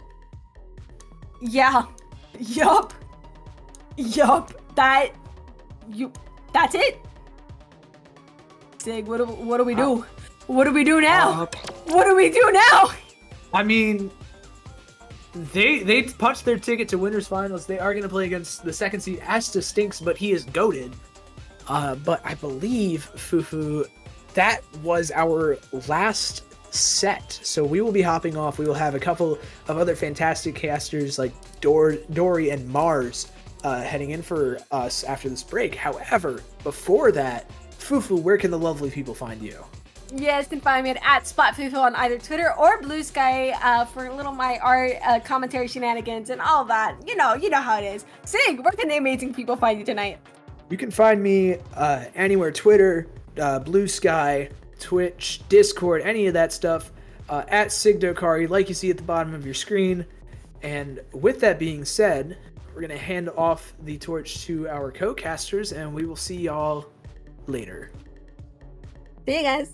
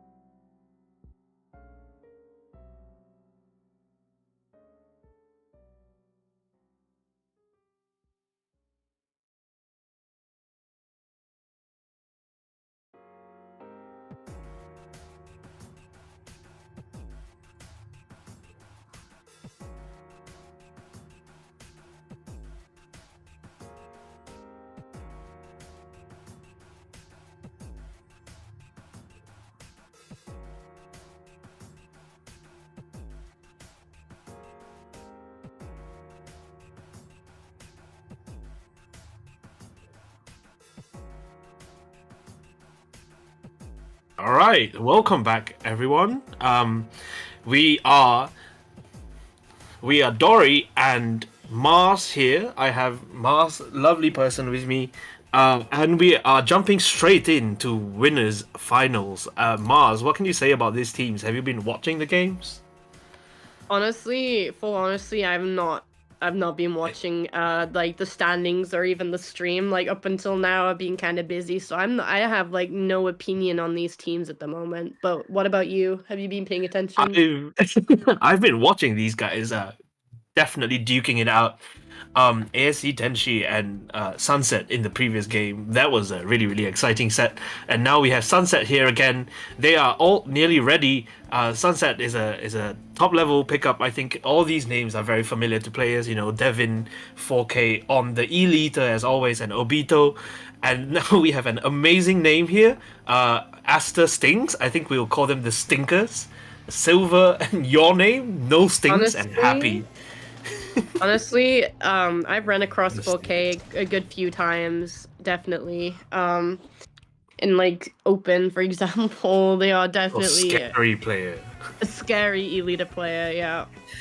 Yes, but we now have an E-liter on both sides in Crab Leg. E-liters are so strong here. You know, once you get on the grades, you can stall the game so long. The first pick actually goes to the Stinkers, I think, and it's pretty amazing how kind of careful everyone is being. Although there's now 2 down on the side of ASC Tenshi, and Stinkers break the basket first. 3 down, and it's Wipeout. Is having an electric boogaloo. Hold up, I cannot see anything. Oh wow, okay, yeah, I'll keep going first. So that's a Wipeout, and everything, they're already to 50, that's halfway. Less than 50 now. It's up to Sunset to stop the bleeding. They're down to 21. This is a really, really strong push in the first minute. Although I think that's the end of that push. 21 is still an amazing score on Crab Leg. Oh, absolutely. Especially considering how like difficult it actually is to push up on this map, especially with how open it is. It can trap you. And as we can see, the Kraken Royale did manage to take down one person from the Stinkies. We do see 4K right now really just trying to scope people out, seeing if they can get anybody. From what I can tell, hasn't found anybody. We do see players from Sunset right now just trying to see if they can get themselves in while also being safe. Well, that was a pretty nasty snipe right there. That was nice. That was a really nice snipe, actually. Yeah, I'm really interested. I don't know any player by the name Happy. I'm assuming this is an alias. But I love to see. I do actually enjoy seeing Sunset looking a little bit unnerved right now because they had the momentum coming into this set with that really, really nice win over ASC Tenshi, and then now that they find themselves 79 points down, and not being able to push forward here, I think they might have to come up with a plan really quickly, or they're going to lose the first game. Very nice snipe from Devin there. With that I think this might be a score. We do see Sunset right now, who have actually broken the barrier right now and are trying to get points through onto the basket right now. Nobody really in their spawn. We do see 4K right now really just trying to hold back players from the Stinkies right now. We do see players from Sunset right now just collecting clams, really just getting the power clans ready to get themselves ready to push again. We do see Acorn right here, who is like working on getting that cooler ready, which I assume will really be that leverage to push up right now. We do see quite a standoff between both teams right now, not really being able to push forward, but also not being able to push back either. Oh, there we go again. As I say that, they do push in. and that's 3 down on Stinkies. That's really nice. I think now that Sunset has found themselves being able to put 4K Devin in the position that they really want. That's a very nice call they have. Ooh, the basket nearly timed out there, but Devin coming in with 3 more. That will probably be the end of the push. That looks like a much more close game. It's such an interesting thing that these pushes have been as large as they are, given how strong these teams are in both, especially in defense. That core of the Elita plus Zap on both sides is actually really, really interesting to watch. Silver in with the Zipcaster looking for a pick here. Doesn't manage to find anyone, I think, and gets picked off. That looked like it might have been a little bit early, and now it's in Sunset's turn to have a Zipcaster go down as well. So both teams really just kind of playing for neutral, looking like they're going to run down the clock before mustering one last push, I think. As we do see them both really just trying to collect clams right here, and it's a disconnect or a communication error. Yeah, we've got a spectator disconnect. So I don't know what's happening to the rest of the game. Yeah, we have no idea, but based on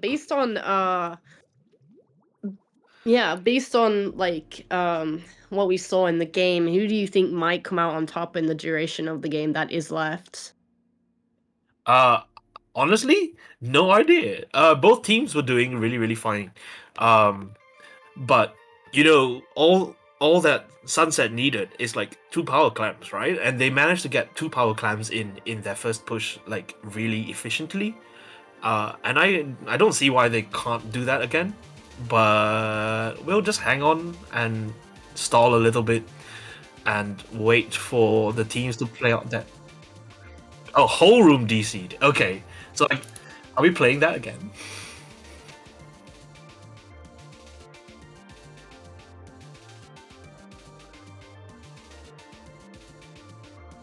Okay.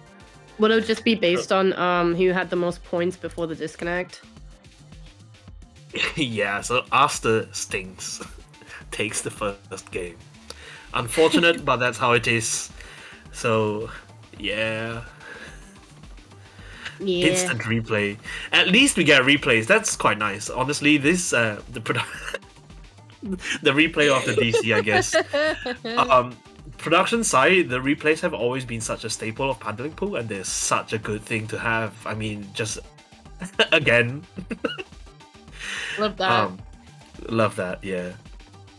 So we'll wait for the room to be back up and all the players come back in again. But can we see what the next map is? Ah, okay. Bad Zones Mako Mart.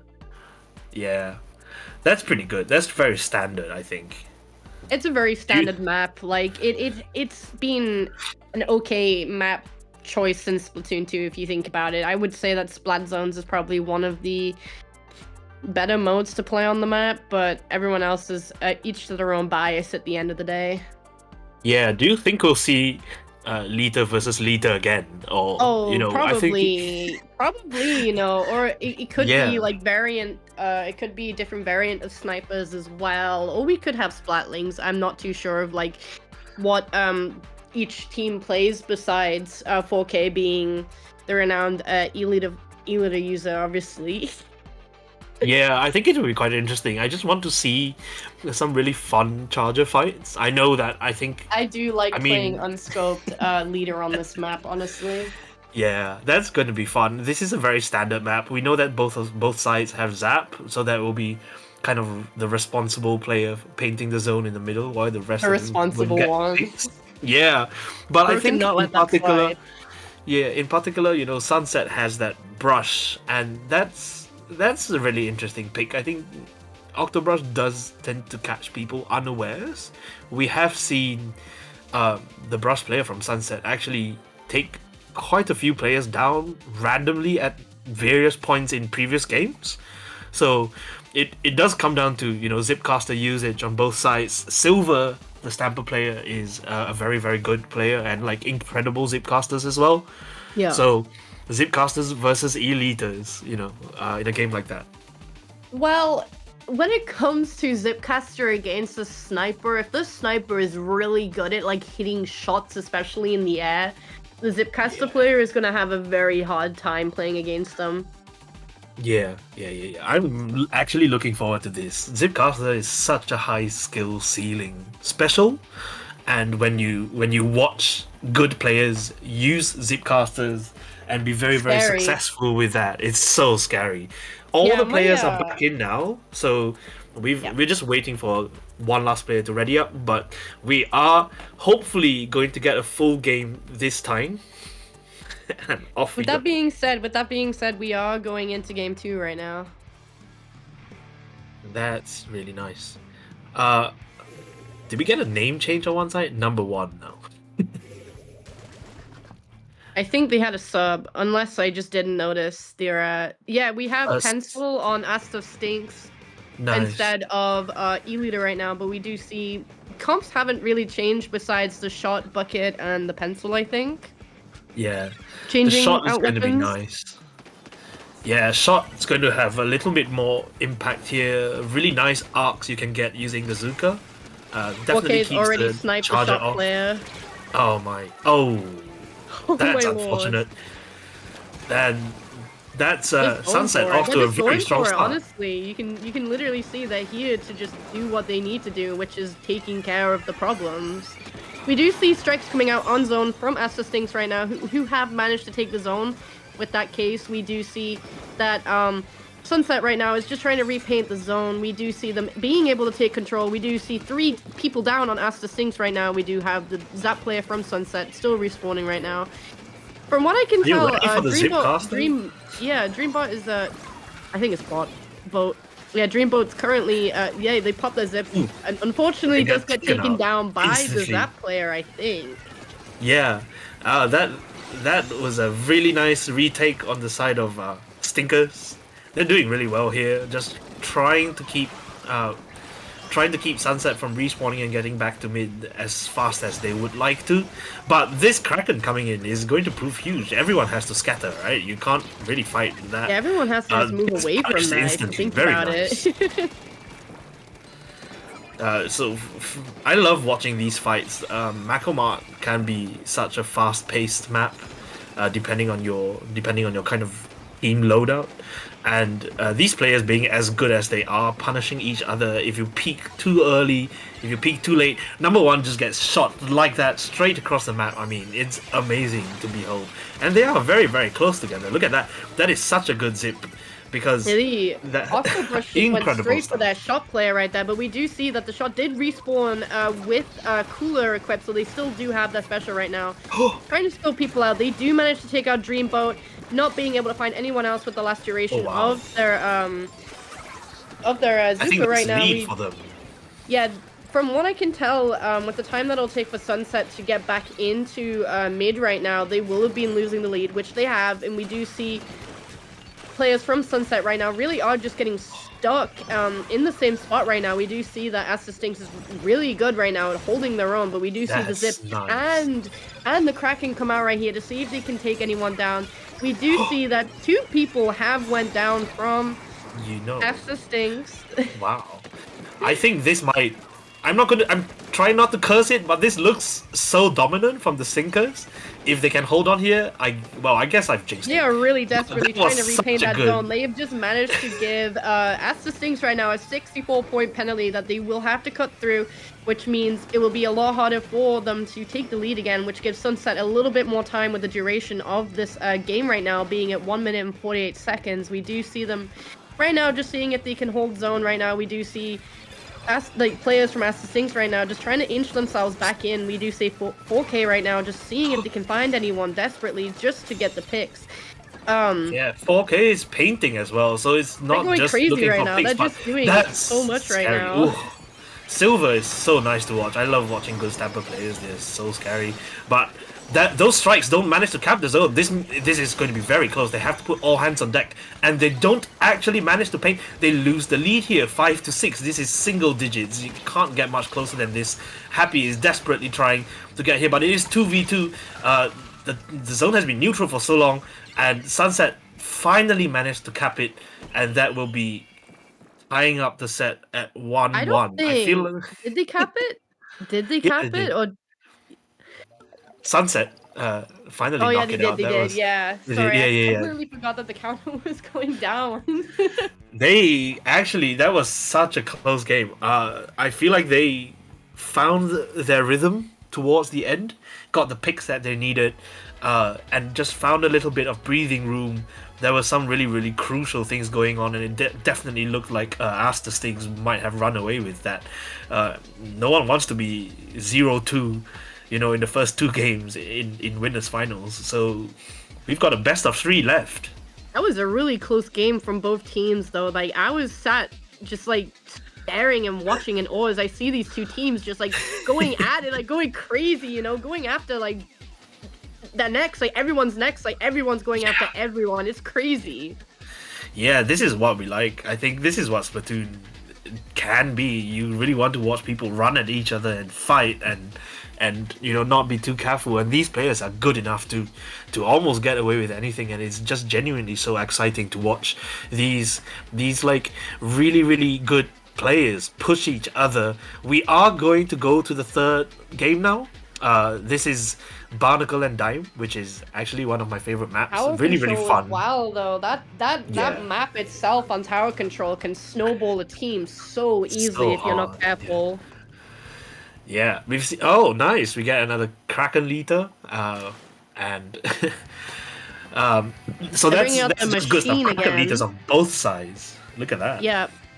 So we do see the shot player switched off from shot to zap, and we do have the bucket player who was playing strike bucket changing to neo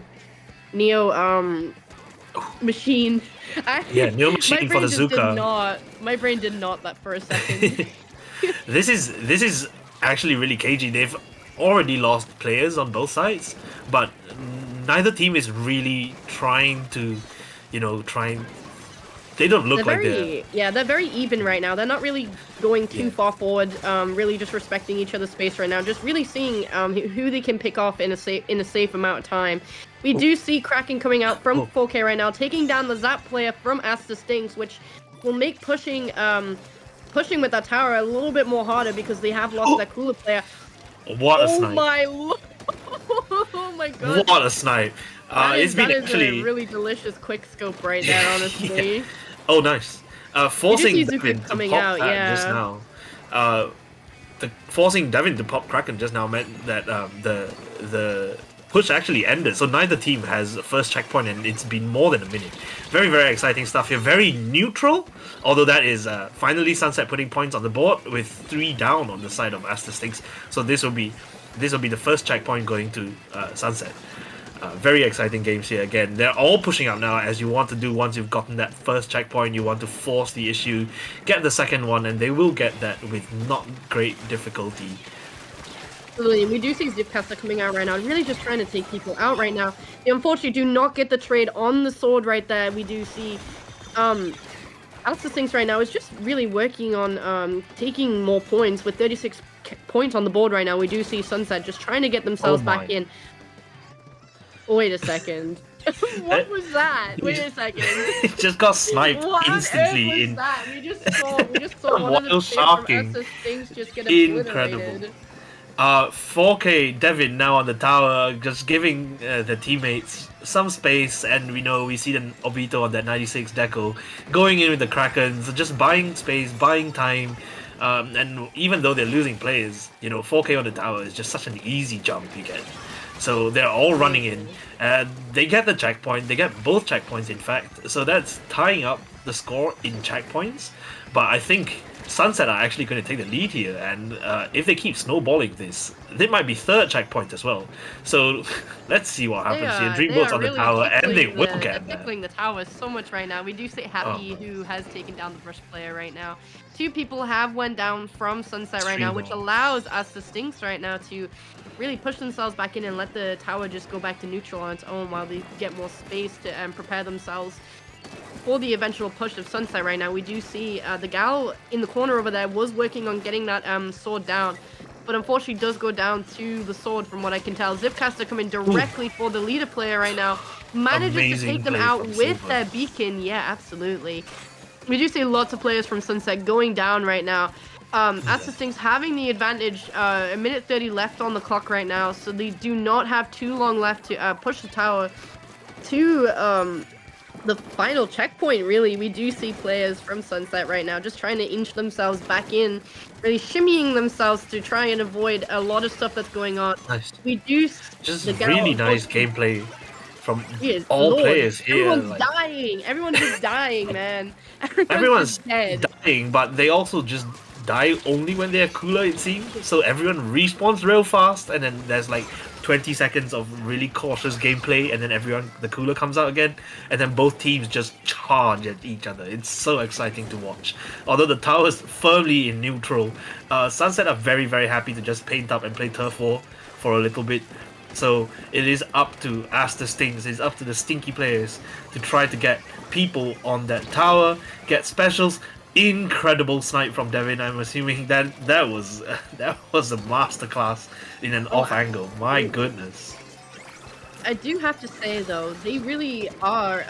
That it's either intentional or unintentional, but both teams right now are really just pacing each other, really forcing a specific pace in the game, which really puts them at a stalemate right now. We do have the last 15 seconds of the game. We do have Sunset currently in the lead right now. Really just holding their own in mid right now, but we do see there we go. as the Stings has their specials, they are able to take that tower. We do see the Octobrush shocking right there. Unfortunately, not able to actually catch the Zipcaster player, which unfortunately does get them killed. Double Kraken going on right there. This is so funny. We haven't seen this since Kraken got released, so this is quite interesting. All players are there, and finally Sunset managed to force people off the tower. But what a finale from both teams. That was something. I haven't seen that happen in a long time. Like that. Yeah. I haven't seen that happen since the release of Kraken. That's crazy. That's so funny. That's a flashback right there. Certainly, your last gasp. I think both teams played so well, and I think just Sunset happened to edge out these fights in mid just a fraction more of the time. You know, the brush made such a difference with those Zipcasters, and at the end just now you saw Silver with the Zipcaster hunting for the brush. That was the pick that needed to get that they needed to get to help the tower move much further, and it eventually came down to just, you know, a hair's breadth on both teams. I think there was like 6 players on that tower at the end. There was so many people. It was just a battle of whose toes will touch that tower first. Which team is touching that with their toes? Look at that replay. It's so funny. Sunset did get a wipe right at the end, like when they were getting on the tower. Like the whole team of Asta Stings just died. They just obliterated. Yeah, I think the Kraken on the side of Sunset just lasted a little longer, and that was the only thing.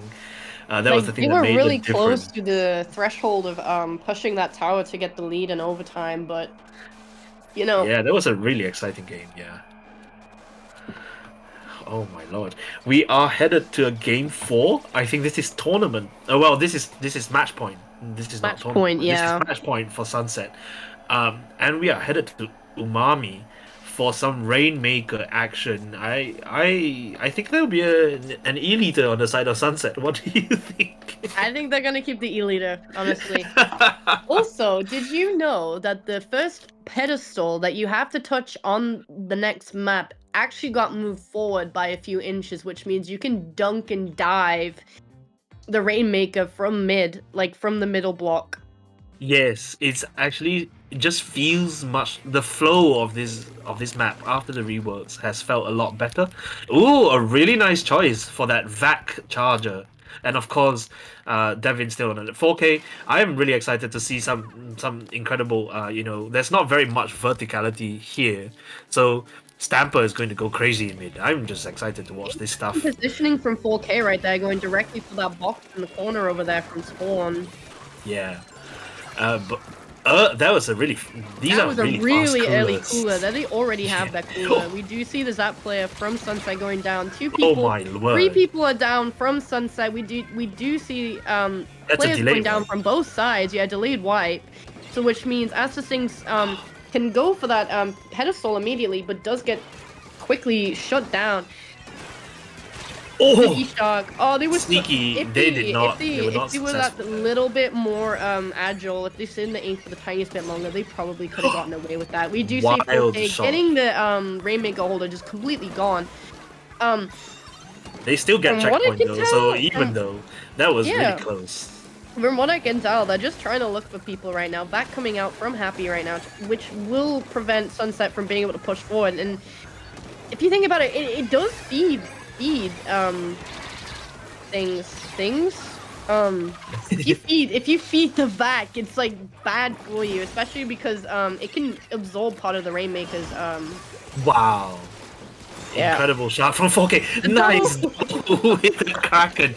Just fantastic positioning. Sharking there for a while and then popping Kraken is such a bold move. And finally, Sunset puts points on the board. 1.5 minutes into the game, they found themselves playing from behind in game 1, and they are finding themselves playing from behind in game 2 as well. Now that Aster Stings managed to sneak away with the first checkpoint, but that has evened it out.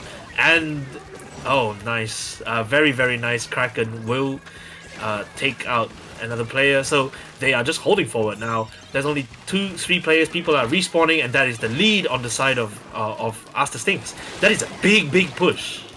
That was a huge push, yeah. Getting that from 71, I'm pretty sure, all the way to 27 in a single push.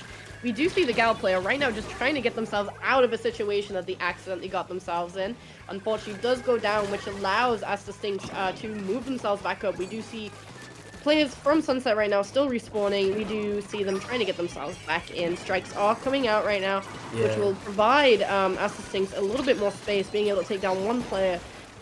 I think that was an accidental pick as well. So really nice. Things worked out very well, and that is another. And then that's 2 down. They are going to hold forward now. Everyone's just running in. Oh nice my lord! Caster. I didn't even see that Splatana until we were killing people. Honestly, I didn't even notice straight them. in. That's a jump scare and a half. Fantastically defended. So this is looking very even. Although you can feel, I think, Sunset just having to Sunset just being quite comfortable. They look like they know what they do. They've always got space to fall back. And even though Aster Stings keeps pushing them, they just manage to get the right picks. They seem to get the right picks at the right times. Everything works out. And really nice snipe on from Happy here. And I think I figured out overtime though. If you think about it, like they are just going at it right now, just providing a stable backline support right now while they're trying to get themselves in. We do see 4K right now, just seeing if they can find anyone. From what I can tell, they have spotted 2 of the players who were further along on the map, but I don't think they're going to move forward too far from where they are right now. We do see Aster Stings trying to push themselves up. Zipcaster coming out from the Splatana right now, seeing if they can find anyone. Players going down from both sides right now. Nobody has really touched the Rainmaker right now, and there's 48 seconds left on the clock right now. Oh, wild snipe there. That was a disgusting snipe. That was a disgusting snipe. We have 40 seconds left on the clock. There is an even mix of both purple and orange on the map right now, where we do see Sunset fully painting themselves up right now, really just denying Aster Stings from getting the Rainmaker right now, really just playing the defensive right now. 25 seconds left on the clock. Zipcaster's out again. Coming out once again.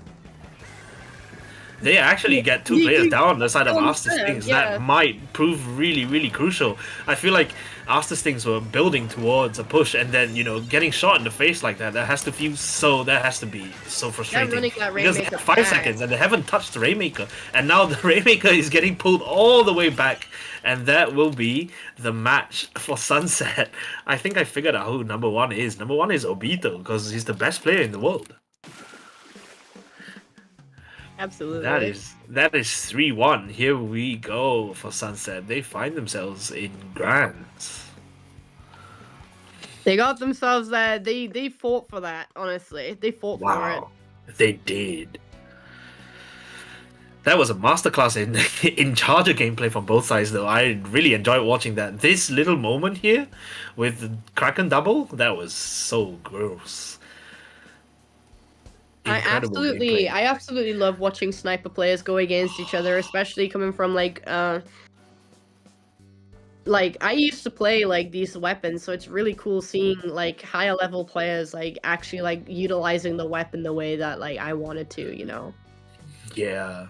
Like that's what you really want to be when you learn to play a charger. Of course, not everyone can play like this, because that is a scary thing to fight, but these players know each other so well as well, right? Like, you know that they're in Sendokyu basically every day.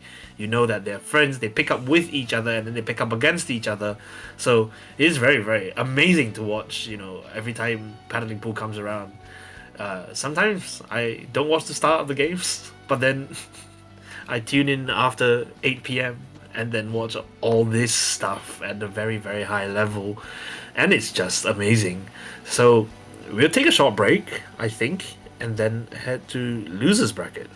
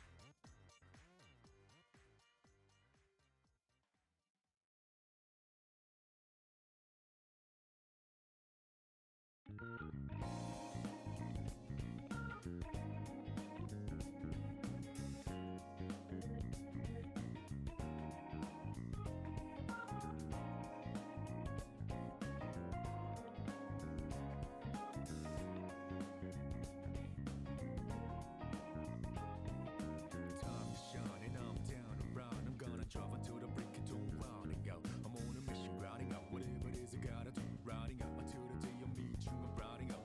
I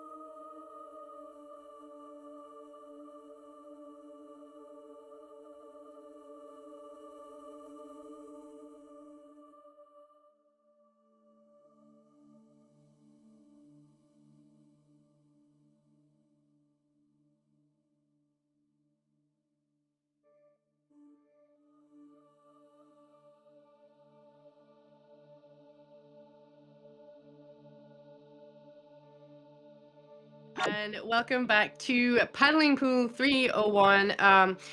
My name is Maz, and And you are? I am joined by I don't actually Dory. Yeah, that's right. Yes. Yeah, I'm Uh, sorry. You got like so many different names. You got so many different names. We are currently waiting to start our first game, which is Clan Blitz Humpback Pump Track, which is losers bracket semifinals.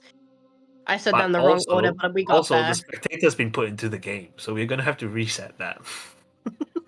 We got there. And while we do that, there was some really interesting look spec near on Splatlandian Youth on the left side. So I assume the game will be reset. But I see a Splatana Wiper, which is obviously the best weapon in the game. No bias here. Everyone should play Wiper. Not on this Is map that a though. big swig? Big Swig and Wiper. Is that a big swig? Top 2 weapons in the game, guys. Big Absolutely. swig? We will be reloading, but as you can see, we've got a Humpback Pump Track. So a Splatoon 2 classic that has returned in Splatoon 3.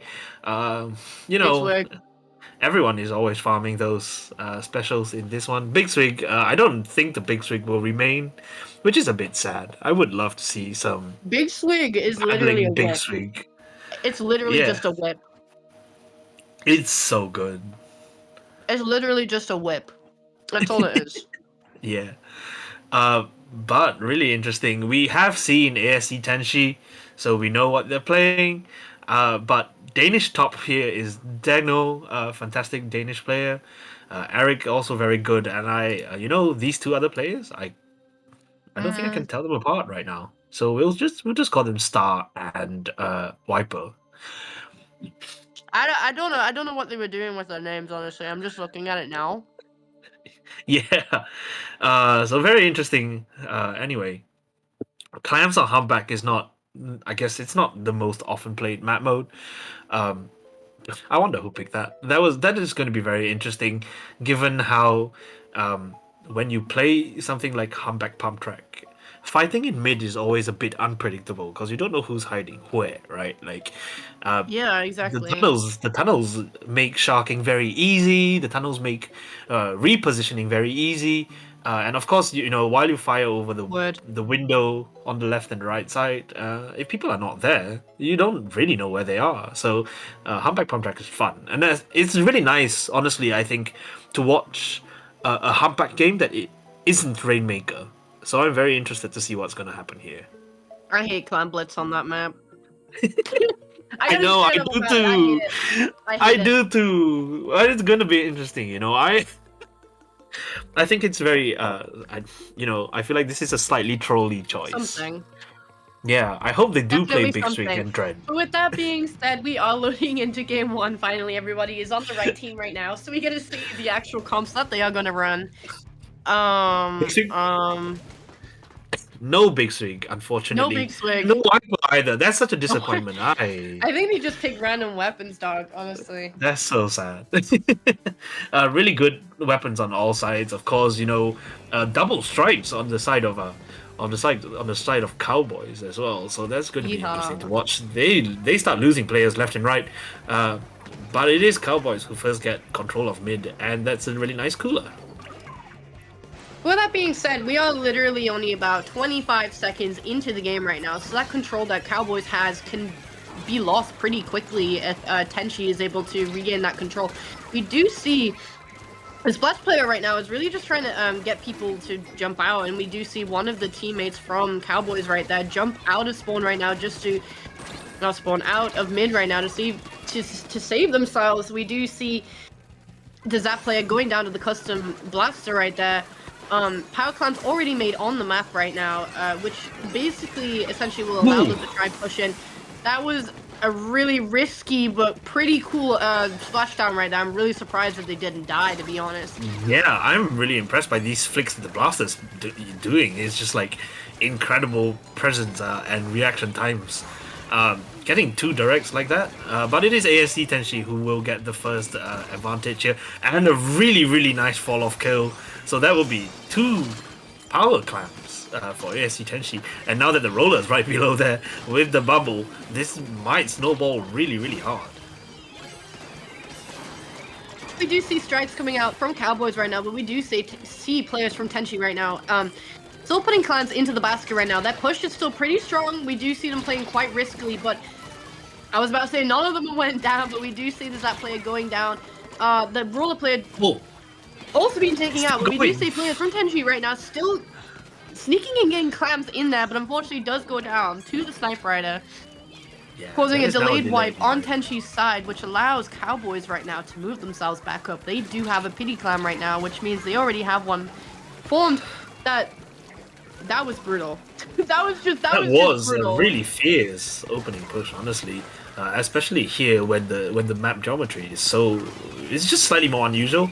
I think players always pop up in places you never expect them to, and therefore this is such a test of team dynamics. But look at how blue the map is, right? And Cowboys will feel like it's about time for them to start pushing, but they don't have a player advantage, and certainly that was a very nice. Unfortunately, we got that wipeout all from down. Tenchi right there. They did lose 2 members, but the last 2 players remaining did manage to wipe out the rest of the team right there, which allows them to get control of mid once again. Which will make it really hard for Cowboys to get themselves Cowboys. I'm so dyslexic. I second guess myself with their own name. The cows. The cows. Cows. Tenchi get rushed down, so that power clam will probably come to nothing, and it's now coolered on this. Cowboys are now coolered up, so they will be wanting to win these fights in mid and regain the kind of control they had. However, Typhlo down here rushing in with this coolered and on a roller, that's really scary. You don't want to be on the receiving end of that, and so the game kind of is in a very, very neutral state at the moment. Absolutely. We have 1:20 left on the clock right now. Strikes coming out from the bucket. We do see that. Honestly, yeah. There was an attempt there. I was trying to figure out what was going on there, and I just see it.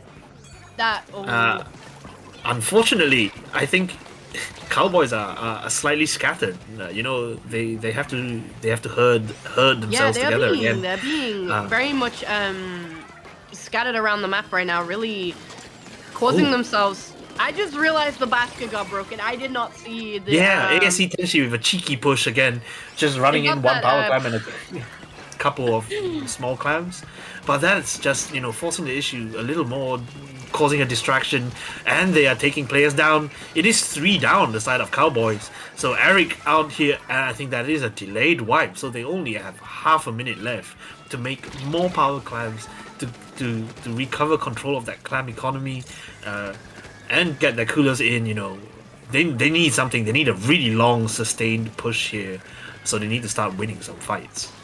Absolutely, but with that being said, ASC Tenchi right now is just trying to get mid back. We do see them painting around to really try to control the amount of damage that's going on right now, as we do see Cowboys right now just trying to push themselves back in. Overtime has been activated, which means they need to get themselves over there. But from what I can tell, Tenchi right now is just denying the Cowboys right now from actually being able to get over to that basket.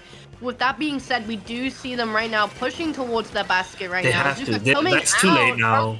From the shot, and unfortunately, because of the duration of how long they had left on overtime, they unfortunately were not able to actually open the basket to try and get more points into that, which gives game 1 to Tenchi.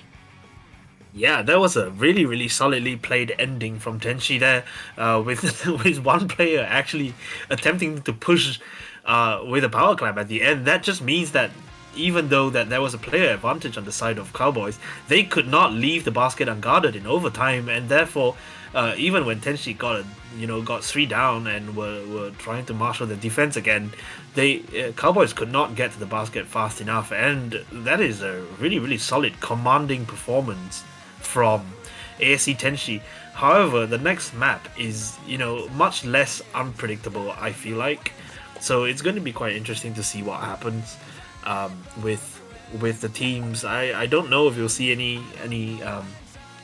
comp changes, weapon changes Very, very interesting game. There might be some variations, but it really depends on the map. Like, I'm surprised with the comps that they brought out for Humpback, but then again, Humpback is one of those maps where it's like, not a lot works. Not a lot Yeah, you works. just have a comp for it, right? Like, you have to have a comp for it. You have to come up with something specifically for that map. However, you know, zones on Hagglefish is much more standard gameplay. We can definitely see both teams just being a bit more comfortable. Tenshi have already played this, so I don't know what Cowboys are going to do, but certainly I hope it's as interesting as the previous game. Oh, absolutely. And from what my brain is not. Well, Tenshi, My brain just gave up. Okay, just give up. we're getting ready for game 2 right now, which is Game 2. Hagglefish Market's flat zones, a classic, Yeah. right? You know, Classic the map gameplay. the map is not too significant, I do have to say, but it is definitely one of the higher up maps. Yeah, You know, Tenshi are veterans of games like this. Certainly, they are also veterans of sweeping through losers bracket. A few paddling pools ago, they actually forced Game 5 and a bracket reset in grand finals, and then took that to Game 5 and won. So this could go for a while, guys. Like, you have to buckle up for this. Both teams are just about readying up. And I'm really excited to see what Cowboys are cooking for this one, because they will have to get everything in order to tie up the set and force Game 3. So let's see if there are any comp changes here.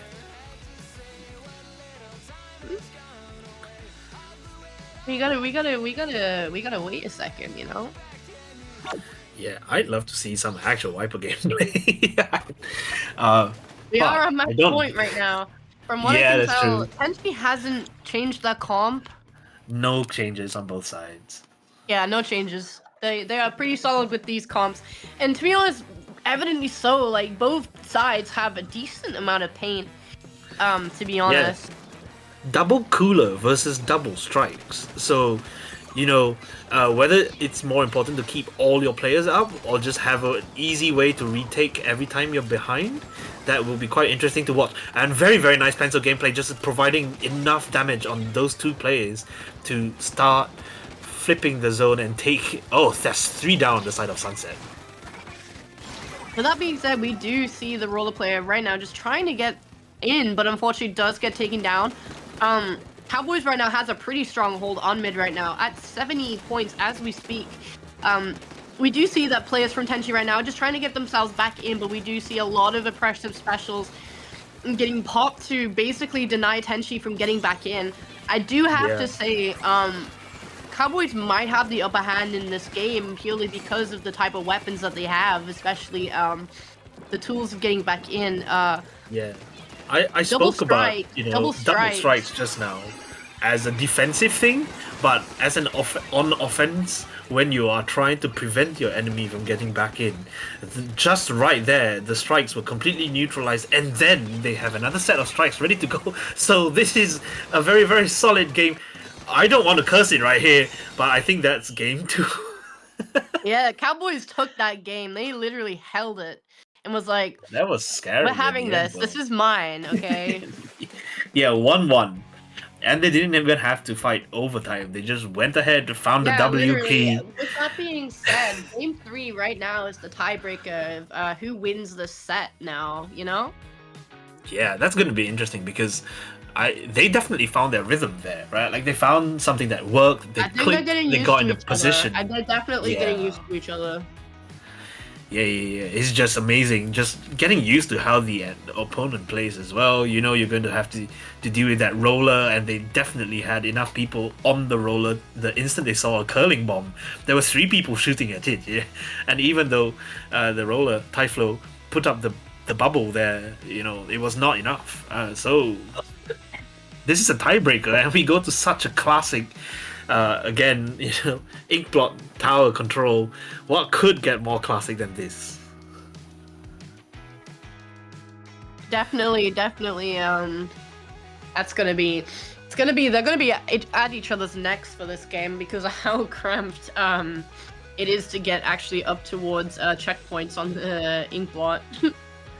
Yeah, I think it would be quite interesting. You know how this little graphic here has the little structure in the middle from zones. I think it would be quite interesting if Inkblot had something for the tower to be on.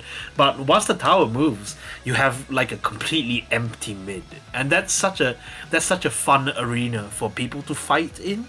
I just really enjoy watching the crazy things that happen in mid, and I wonder honestly if the double cooler from Tenshi is going to remain, because it didn't work out for them.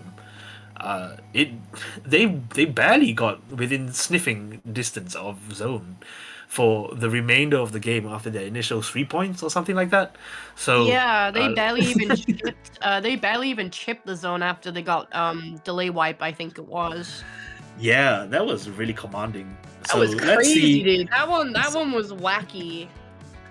Yeah, very very good use of specials as well. Once, I was thinking that they might use the first set of strikes when Tenshi got their cooler, but they held on and waited for Tenshi's strikes, and the strikes didn't even neutralize the zone at all. It just kept ticking down, and there was one moment at the end, but it was not enough. So let's see if the snowball is as bad this time, is as forceful. Very interesting. I think I'm wondering if Tenshi can come back from game 2, considering how they basically got fully pushed out of mid, so they literally could not contest zone. Yeah, it's going to be very interesting. I think the strikes are going to be very crucial with how crammed, the bats are, the plat is. You put some strikes there and it covers the whole area and gives you so much space on your offense. So let's see. Double cooler versus double strikes, maybe. Here we go.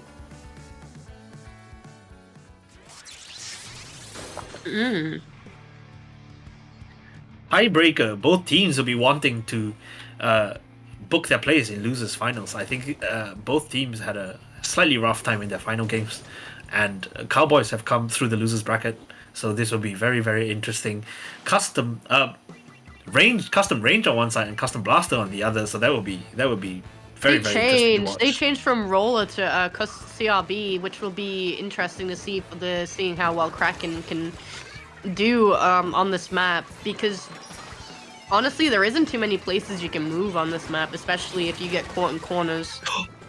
Yeah, so the Kraken is going to prove, obviously very very nice in helping you take space and take tower, but also once the Kraken pops and you have to run from it, where are you going to go? That's going to be very important. And the blasters are fighting already, but it is Tenshi who first put points on the board, and even though they're down, they don't push past the first checkpoint. So all is well. All is well, but as we can see, we do see Tenshi right now trying to get that tower back up. Strikes coming out from the Cowboys right now. They're just trying to... the fantastic cancel. The cracking cancel. Yeah. But look at how green the map is. That's Tenshi, Cowboys can throw strikes at the tower, but it's not going to stop Tenshi for very long. And Eric jumping in like that is just going to get punished. So this is definitely a snowball. I don't see them, not taking the second. And there they go. Now pencils down, and ouch. Indeed, literally, Cowboys has not been able to get any points on this map right now. Tenshi right now has pushed tower to checkpoint 3. There are 20 points remaining. We do see the shot right now is just going crazy against the players on Cowboys right now. Not really dying yet, like they haven't been taken down. They've just survived. That's still living. We do see strikes coming out from the Cowboys once again. Shot player currently is still in their spawn right now. They are literally not leaving. They are literally the embodiment of a cockroach finding the Shaka, who was probably trying to sneak up. We do see the Zuka being finished with his duration right now. I fear this might be close to the end. Yeah, we got Kraken ready from the range blaster, so hopefully that can be utilized. As I'm saying that, it has been popped. They are up in their spawn right now. They are really just taking everyone down. Delayed wipe after delayed wipe allows them to comfortably basically take That take is this third objective checkpoint. right now. 12 points remaining strikes did come out from Cowboys right now. Another player going down from Cowboys. That tower is Wow. not leaving that spawn. Like that's not This going shot- back now. This shot has been absolutely tearing it up in here, just never leaving, and the bombs and things like that. It was very nice to see the CRB finally get to use Kraken, especially it got cancelled twice. But you know that hasn't stopped the momentum, and they just ram it straight home to book their spot in They losers grabbed finals. it. They wanted the same. They did exactly what Cowboys did game 2. They Cowboys. took that objective. They were taking that without hesitation. They were just going. Yeah, they won the first fight. Well, they didn't even win the first fight, right? They had 2 players up, and then they just decided to be like, right, that's it. We're up. Let's get on their plat. Let's never leave their plat. And I don't think the tower actually got back to mid. it was did just not. there. It did not go the back whole to mid. time. If anything, it only went back slightly, and they were still taking that tower forward, just inching it ever so slightly forward. Fantastic juggling Crazy, and crazy man. amazing stuff from the shot player. Absolutely MVP right there, taking down 2 players on the defense from taking down 2 of Cowboys players in defense, and just giving jumps back in so that the jumps could get cooler, and it just never stopped. It just never stopped. What do you do against pressure like that? My goodness. I don't think there's much you can do, really, especially if you're in a situation where you cannot stop a snowball. If you notice it too late, then most of the time you can't get out of that. And you have to be really lucky to shut down a push like that, especially if it's to a severe degree of just being taken down constantly, if you think about it. So we can see, like, players had really good plays this game, especially Tenshi coming back from game 2. They were just able to really just show the Cowboys like what they are capable of and how they're gonna do it, you know? Yeah, after a really close first match and a really one-sided second, they were like, nah, it's our turn now. It's our turn. You don't get to play this game. So this is C2 versus, are they C3? I believe so. As we expect. So definitely a game to watch. No, Cowboys have lost Aster Stings. So this is very interesting. I will take a break, I think, while people are getting into the room. But definitely keep yourself buckled in for losers finals into grand finals.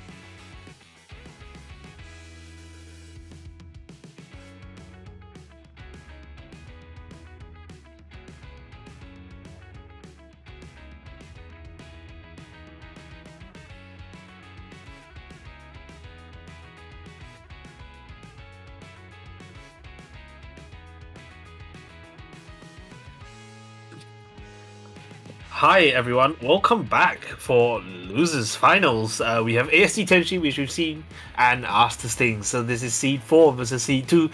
Very very exciting. You know, all of these players are paddling pool veterans, and these are some very interesting maps. We've got straight in Scorch Gorge Rainmaker, always fun to play. I think Scorch Gorge Rainmaker is probably its best mode, but this is my opinion because if I say I like Scorch Zones, people will kill me. So Yeah, no, that's something. so it is Scorch Rainmaker, and we know that ASC Tenshi play double cooler sometimes. They came out with a VAC just now as well, so very very interesting. Aster Sting's similar.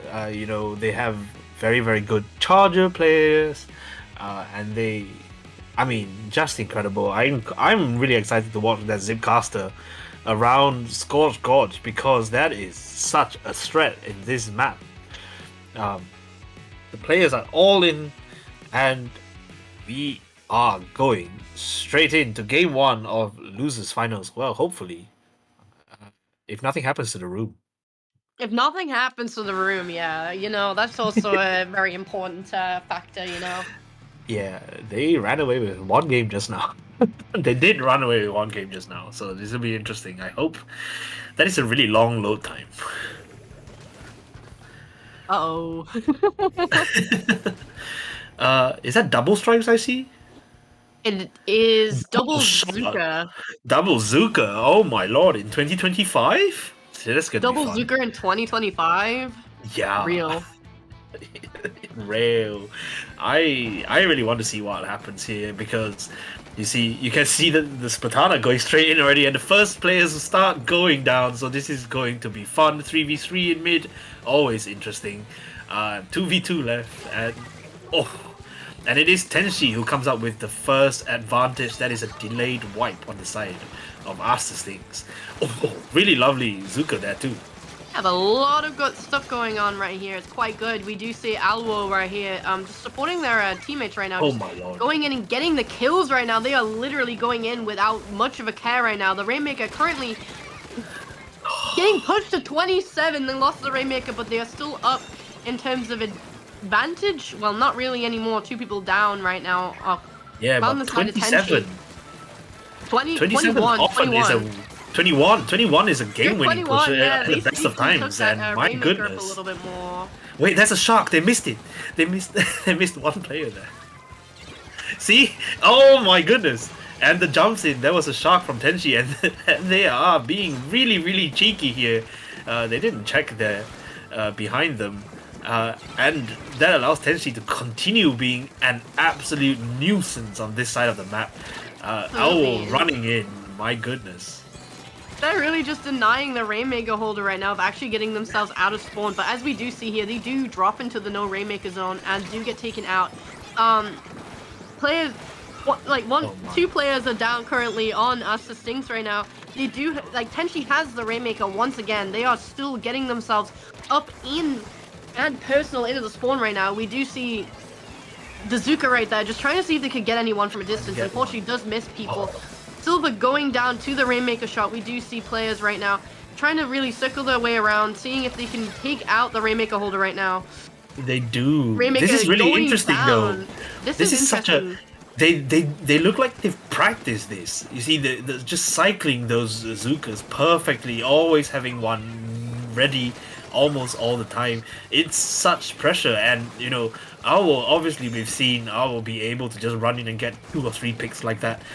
It's non-stop on the side of Tenshi. They don't want to play a long losers bracket final, right? They just want to go and win and then go and get their rematch against Sunset, and that is a push to 18. They get 3 more points.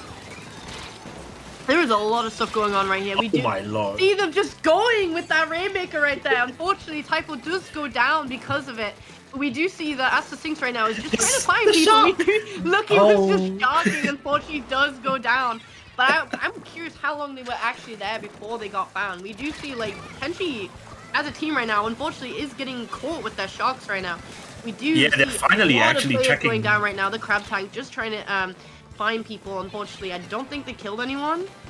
I don't know though. But Typhlo is forced to jump back. I think there was a threat of a flank, but they managed to push forward. So Aster Stings has now got the first checkpoint, and it's up to them to muster a push as strong as Tenshi did in the first minute, no less. Absolutely, we do see that the Rainmaker holder right now is just trying to get themselves Oh. up. Unfortunately, does go down, but did get the Rainmaker to 23 points. We do see that players from Aster Stings right now are down. There's 2 down on their side, so it's forcing them to move back right now. Oh They're my coming out lord. getting 3 people. Typhlo has been My finding lord. these places to be. Just, you know, once a push fizzles out, players drop into that no Rainmaker zone, but Typhlo was already there to punish Silver, and They then were getting... ready. They just came open arms Yeah. to just take them My out. goodness. Just incredible positioning on both sides. Winning this fight too with the help of teammates, that's so good. And the Rainmaker's just getting stalled out, right? Like, your name is caught behind the Rainmaker, but there's only 35 seconds left.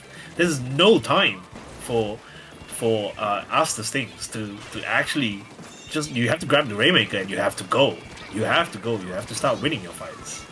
With the odds of Tenshi right now, they really are just holding them back right now. Like 20 seconds left on the clock. The Rainmaker still hasn't left Aster Stings spawn. Like, they have specials ready. Zuka is ready. Rainmaker holder does get taken down. There's 2 members down from that team right now. Crab Tag out from Aster Stings. But as we can see, loads of players are down right now. We do see right now, like, they desperately were trying to get that Rainmaker Wow. out. But as we can see at the end of the game, like, they literally were just rotating around that map the whole time, rotating and Yes. making sure that they were taking people down when it counted, and that is very dangerous. Yeah, look at how green that mid is. They had one moment of weakness, They and knew what's Aster up. Stings, yeah, Aster Stings definitely capitalized on that and pushed to 30 something. But like, a push to 10, that's fatal in this map. You know, how often do you actually come back from something like that on Scorch Gorge? So You gotta be really that was- lucky. You gotta be really Yeah. lucky with how you play, honestly. You have to be You so need like careful. what, 2 wipeouts? At least 2, yeah, or just being incredibly lucky and like taking it and pushing as much as you can. Yeah, that's fierce. That's fierce on the side of Tenshi. And now it's up to Aster Stings. You know, are you going to deal with double Zuka again on Zone's Barnacle? Zukas across mid are so scary. You know, you just have to react, right? that was all the discourse a while ago. You have to react to Zukas, and if there's 2 of them, how do you space yourself in that middle? That'll be interesting. They're going to have to come up with some rail strategies, because relying on Stamper to zip cast in like that didn't seem to work as well this time for them. Yeah, they just really struggled to actually play against Tenshi on a map like this. And it's splat zones, Barnacle and Dime. Like, I'm really interested to see if Aster Stings can do a comeback for game 2 and at least take points from them instead of just being completely steamrolled the whole game and getting in, like, barely any luck on pushing, you know? They have readied up, you know, Aster Stings, so that is pretty nice. Tenchi are going to just sit back and wait a little bit, but I wonder actually, I wonder if we'll see blasters, because that might be really interesting here. Blasters. You poke at all the necessary points that need poking, and then you want to fight in front of zone. We've already seen how people can manage to beat Tenshi on zones maps by, I don't know, playing double strikes, for example. So it's gonna be fun. It's gonna be fun. And the game so far, you know, the way the last 2 minutes of the previous Rainmaker game was just endless fighting. I want to see more of that here. Entertainment. Yeah, I want to see splats. It's so I'm- entertaining watching players from like the perspective of observing them, because as a competitive player myself, there is a lot that you can learn based on observing and talking about the game. Like, it's definitely something that people could do, especially for VODs. It's good to go over and look over your gameplay and see what went wrong and what you did well. Yeah, absolutely, absolutely. Very, very crucial to improving as a player. But as commentators, we have the privilege of watching another paddling pool. We see pencils on both sides. Wow, The look at roller's back that's out. The roller's back out. yeah, the roller's back out. Pencil shot, uh, pencil shot, bucket. Actually, all three weapons on both sides. With only the The roller's stamper already and down. The roller. roller's already down. Very, very interesting first fights. It is Aster Stings who first get 5 points on the board, although they lose players, and it is now Tenshi forcing the issue with the 3 down on the side of Aster. That is a delayed wipe. Not too much going on right now. We do see the pencil right here. Cool it up. Just trying to get picks. Strikes do come out from Tenshi's side, pushing Asta Stings out a little bit. The bucket trying to look for someone. The roller going down once again from Tenshi. We do that. That was sneaky. That one was sneaky. I do. Very have to nice say. sharks from Tenshi, as we've seen repeatedly. But it is Aster Stings now to put some points on the board, and I think they will get a lead here because they are cooled up, and there's 3 down on the side of Tenshi, so this is going to be fun. With how strong Slosher is at holding plat here, I think it genuinely just comes down to who lasts longer on the opponent's plat. And Absolutely. that will be Sustaining on this map Aster is Stings. so important. Yeah. That will be Aster Stings with the lead, and they are down below 50 now. This bubble actually manages to stall out the zone, so even though there were 2 people fighting around the roller, they actually just won. Yeah, they managed to take the zone back quite confidently. We do see players still going down from Tenshi and Asta Stings right now. But as we can see, the roller is down once again. They are, I believe, slightly got halfway to a delayed wipe. Strike Yeah. taking zone back basically straight away. We do see the bucket right here, just repainting zone. Really Oh my nice lord. Zuka on that side. Actually, Tenshi lost their players without Cooler just now, and so this is just going to give Aster Stings more time in mid, as players take much longer to respawn here with no special as well. Very, very interesting gameplay from Lucky with using the Slosher's range to just poke out the pencil on the other side and jumping back out once you have strikes. Very, very good gameplay, but it doesn't actually stall. It doesn't cap zone. It stalls out the zone, but they don't stay alive long enough to just actually cap it. So Tenshi, Aster Stings continue to count points down. There's a lot going on. We do see the Zipcaster Stamp going after the Pencil, who actually is able to take them down. The Roller does unfortunately go down to the Stamp, but they did manage to neutralize the zone. As we can see that Tenshi right now is just trying to push up right now. Zuka coming out from the shot player. There is a lot of stuff going on. We do see the bucket right now working on seeing if they can find anyone. We do see strikes ready from Asta Stinks right now. Zuka coming out from them as well, getting that cooler ready, which allows them to push. But as we can see, there are 38 points remaining. Strikes coming out from both teams right now. Zone right now is currently in neutral in terms of painted. Tenshi was able to take the control. Players going down. No! Delayed wipe coming from Tenshi right there. That's huge! That is huge for them. Bubble coming out, which allows them a little bit of a line of defense. They are forced to break that. We do see the shot and the bucket right now, seeing if they can weave their way through into zone right now. 4 points remaining on the clock right now. Tenshi is able to take that point, being able to basically reverse flip that zone and get the victory for themselves. That roller moment was They were the game-winning crazy. They moment. were just going for it. Oh my god, the bubble and the double right there, and that just meant that Aster Stakes, even though they are nominally the higher seed, they were made to look silly at the end. Just a little bit there. Genuinely, it's such an exciting thing.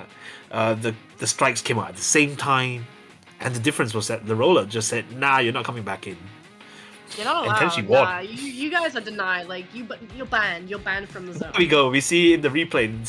That was a Crazy. oh my god, I was crucial for moment. sure thinking that Asta had that game, you know, with how it was going. But as we can see, Tenshi was able to take the lead back and basically force them back for long enough to take the victory for themselves. That was just such a moment, and it looked like they had enough time. They could wait for Asta. Looked like they had enough time. They could wait for Tenshi to kind of like They could mark time a little bit, gather their resources, and then Tenshi just kept chipping away at them. They just had one player up more, one player down here, one player down here, and then Typhlo coming in with that double at the end, just saying absolutely not. Absolutely and not. that's 2-0 to Tenshi, a really commanding lead in losers finals. For them to win the set, they would have to win the next game, which is Clan Blitz Umami.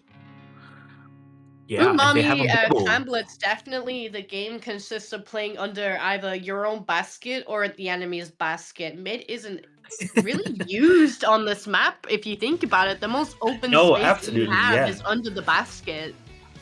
It's going to be very interesting. I think that, I either Asta has to come up with a bubble, or they have to come up with a way to shred bubble every time it appears, right? Like, the difference in that final game was the roller. The roller would go in, get a bubble up on zone, and camp zone, and get a bubble up in while playing offense, and get a double. So they have to deal with that, right? That's the difference, because the other three weapons were the same.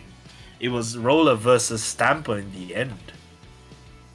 Literally, and as we can see, the roller, even though they went down, came out on top. With that Yeah. being said, we are currently ready for Game 3. So, I'm interested to see if any comps have changed at all. This is match point for Tenshi right now. Yeah. So, with this victory, they do win the finals. Yeah. Ooh, a splash. That brings us back. Rapid that'll be Pro interesting. Deco and a Gal. Yeah, double killer whale on the side of Tenshi. That's gonna be fun. They're going for Uh, it. They're going for it. Yeah, considering how flat the map is, though, that's good. That's really good, and I think they were definitely trying to fight against. They were thinking of what to do against bubble. However, there's no bubble on the side of Tenshi, so There's no bubble, let's yeah. see. They Yeah. changed the comp thing and they were having to accommodate a bubble to play against it. But as we can see, Tenchi right now is literally Oh, wow. pushing their way through here. Killer Whale coming out. They do have the barrier broken already getting loose clams into the basket right now. Strikes coming out from the bucket right here. We do see that Asta Stinks right now is really struggling just that little bit to shut down that push. We do Oh, see nice. Lucky going down by the pencil right there, which allows Asta right now to move their way back up into mid right now. Cooler coming out, which means the team is cooled up, and Yeah. they're gonna feed. They're gonna go for the kills now. Like, they have, like, the sustenance, you know? Like, they Oh, can wow. do it. Oh. As I say this, Tenchi right now is just Tenchi's completely just back. pushing, like, just going for it. Then Wow, I literally have they to don't say care. that- I have to say that Tenshi is used to playing from this position, right? They have won bracket resets. They have already done that. And they have made very, very long runs in losers and in winners. They are used to playing like this, right? They have the stamina and they have the presence of mind to continue playing near midnight in the middle of European time. So this is just a regular Wednesday for them, right? It's just a regular Wednesday. Yeah, and now that Asta are back in mid, Tenshi are just going to wait and soak up that pressure, and get one pick here, one pick there, and since that really early push of more than 50 points as well, they've just been getting the picks they need. They just get one player down, they fight 4v3, they paint up mid, and it's almost time for them to push again. As we can see, Cooler is out right now, and that Zap player right now is positioning themselves a lot more aggressively to see if they can find anyone and help the Slayers when they need it. Unfortunately, the Gal does go down to, I believe it was the pencil, but we do see Whale out there seeing if they can find anyone. There is a lot of bloodshed going on in mid right now. From what I can tell, Tenchi has the numbers advantage right now. Cooler coming out from Asta right now, which allows them to have that little bit of a pushback, but we do see 3 players up right now. Yeah, On the side this of- is really strong because they've just managed to stall mid. We haven't actually seen mid be very purple at all. It's often half and half, rather than all purple, which is what Asta's things needs. And then this with Silver, the Stamper just dropping in like that and getting absolutely punished by Rapid Blaster. That is a lot of killer whales going on right there. Yeah, it sweeps across the board, and with Killer Whale getting buffed, you know, like a year ago now, I think. I think it was a sometimes year people, ago. people still underestimate how strong it is, and that if there's two of them, you always get caught off guard. I think. 2 of them in one space as well, though. Yeah, that was fierce. There's not too much going on right now besides Henshi just trying to Yes. take down members. There's a minute 20 left on the clock, and Asta hasn't actually pushed the enemy basket yet. Like, No, they haven't got close at all. At all, yeah. Yeah. Whale So is the ready crab came once out. again, which right? will allow them to find players and really stagger them enough. Ooh, That Nice, oh my that was- god! that was very nice from the Stamper there, getting that God, jump I in, but then went gets for it. taken out. Yeah, that I jumped. Yeah, I did as well. Honestly, I was Did like, not expect whoa. that. That's the kind of thing that makes you yell Wi-Fi in your sound VC. electric You know, like. boogaloo. But you can see Tenshi here just being Oh, yeah, I really, would really get a fight strong as in well, defense. honestly. Yeah, I would jump. I'd freak out. Speaking from what I can tell, what's going on right now, we do have Tenshi right now throwing clams off of the map right now to stop Asta from getting power clams. That's very clever. Asta has one though. They have 13 clams, and they might finally be able to put some points on the board. They do, but there are not very many clams around, so they're gonna have to rely on clam respawns. Oh, that was an unfortunate death to a bomb. They might actually. Oh, huge Zipcaster! They might actually get lead here. That's wild. That's. Yeah, they're getting the lead in overtime right here. Wow. I was not expecting that. Look, okay, yeah. So mid is purple now, and they win the game. Wow. Yeah. Oh my lord. That was a sudden. I think you know that Zipcaster getting that double there was absolutely huge, and it just got them all the space they needed. Finally. That was crucial. Wow. Oh my lord. Yeah, Tenshi looked really dominant there, but I think they did actually ended up. They But set as back. we can see, they got the last push in at the end of the game there, and unfortunately, Tenshi did get wiped.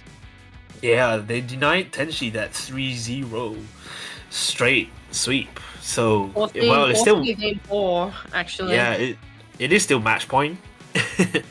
So we'll see if they can get a tiebreaker. They might get a tiebreaker, or Tenshi might take game 4. It really depends. Yeah, this is gonna be fun. We go to There's Undertow tower control. Oh my god, on that map, on that map. Yeah, who picked this? on that map.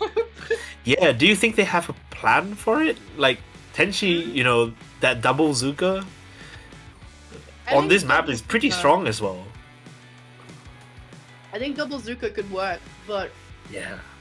at the same time, blasters have the advantage on modes like this, especially on this map.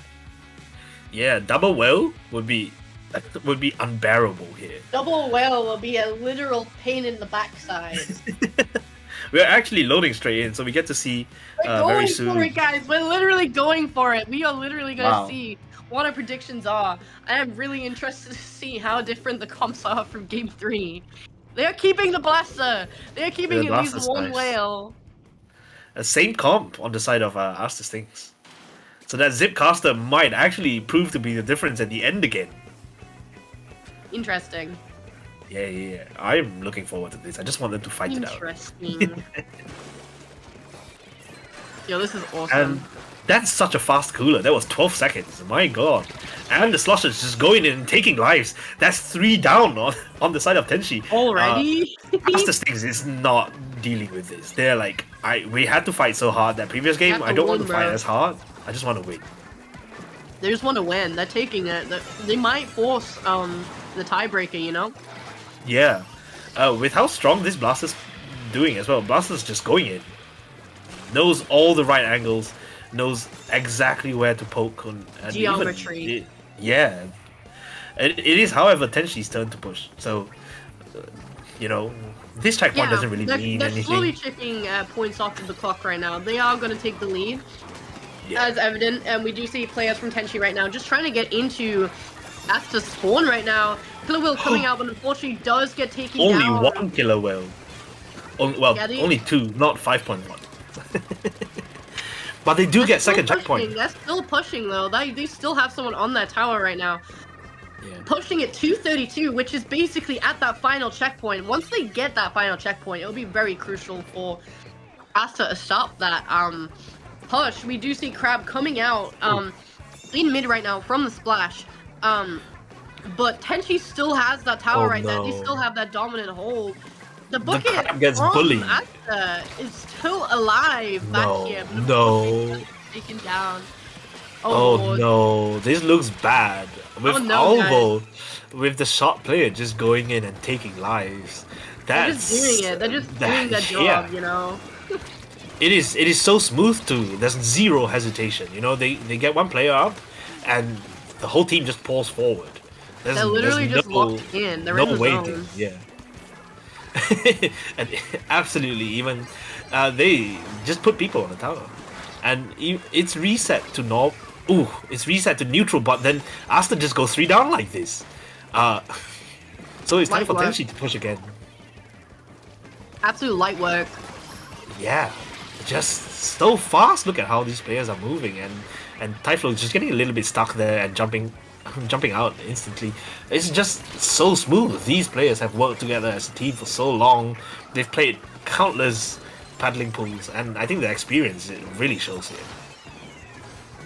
They really know what they need to do and when they need to do it, and they're really good at supporting each other. And we can see right now, there's just a battle between the Blaster and the Splash right now. I think it was the Splash.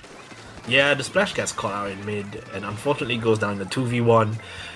With 2 minutes left, I think Tenchi are very comfortable. You know, they don't really have to force the issue too much. Yeah, they're very comfortable with their lead right now, if you think about it. Yeah, they didn't crack the 3rd checkpoint, but I think in terms of these weapons, I think Tenchi probably has the better defensive comp. Oh! Alvo actually manages to win that. Against the wall. Yeah, and that's a wipeout. My goodness, I thought they would have gone down to the strikes, but wow, that's survivability. Yeah. They do go down to Asta with the trade, which unfortunately, oh my lord, there is so much going on right now. Yeah. Just getting caught by a stray killer whale as well. That's so unfortunate. Asta stings, actually, it doesn't feel like they've had a full 4-up for a while now. And so Tenchi are just slowly inching forward. That Zuka fall-off catches the player, and I think that they might get third checkpoint here. For that 3rd checkpoint. I'm pretty sure they are very close to getting it right now. Oh my goodness. Oh my... Yeah, Alvo is just like, nah. Away. Yeah, wow. That was a commanding, really solid showing from Tenchi to be like, yeah, we've got this. We know we belong in grand finals. You know, time after time, week after week, we see Tenchi really challenging for the top, and it's really nice because they've come so far as a team together. Absolutely. And as we can see, it's evident as well, like, from what we could see, like, they know what they need to do for each other and how to do it. Yeah, and that's really admirable. That's really nice, because they've dunked the second seed out, right?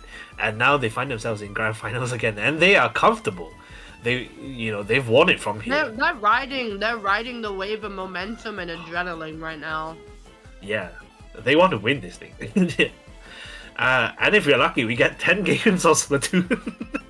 10 games, guys. 10 games. Yeah. We have seen them do that. That's gonna run us up until like 11 p.m. I'm pretty sure as well. Yeah, midnight for these guys, you know. They're ready for it. They're ready for it. They are so ready, and I know that, you know, for players like this, they're excited, right? Like this is not a time where you feel tired anymore. You've got that adrenaline in you. You've got the momentum. We do see the current standings right now on stream, which is Sunset and ASC Tenchi from what I can see. Yeah, in grand finals. yeah. So it's up to Obito and company. Very very again massively experienced players, right? And players who have spent basically their entire Splatoon lives just being at the very very top, right? So it's up to Tenshi to. But Sunset's a pickup, and Tenshi is not. And so, does the teamwork win over raw individual skill? Do you think? I'm really interested to watch this. Raw individual skill can get you so far if you think about it, but being able to have that raw individual skill and playing a team setting makes you even more powerful, in my opinion. Mm-mm-mm. It's so good. I just genuinely watching, the double Kraken against Tenshi might be very interesting. I think that's definitely something to watch for. They've got Definitely. 10 players in this room. Okay, no, the room's up now, so that'll be everyone slowly getting ready. Um, would you like to take a short break? Just a short one, yeah. I want some water. Sit Yeah, tight, I need hydration, everyone. man. I've run out. Hydrate, yes. Everyone, go get some water, and then get right back in for more Splatoon. Grand finals, guys!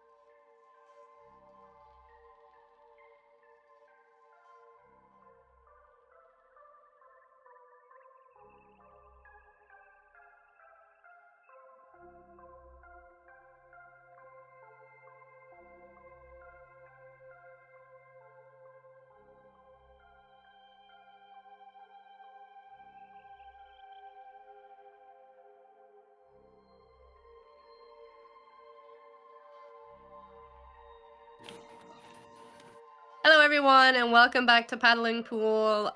We are currently getting ready for the grand finals between Sunset and AFC Tenchi.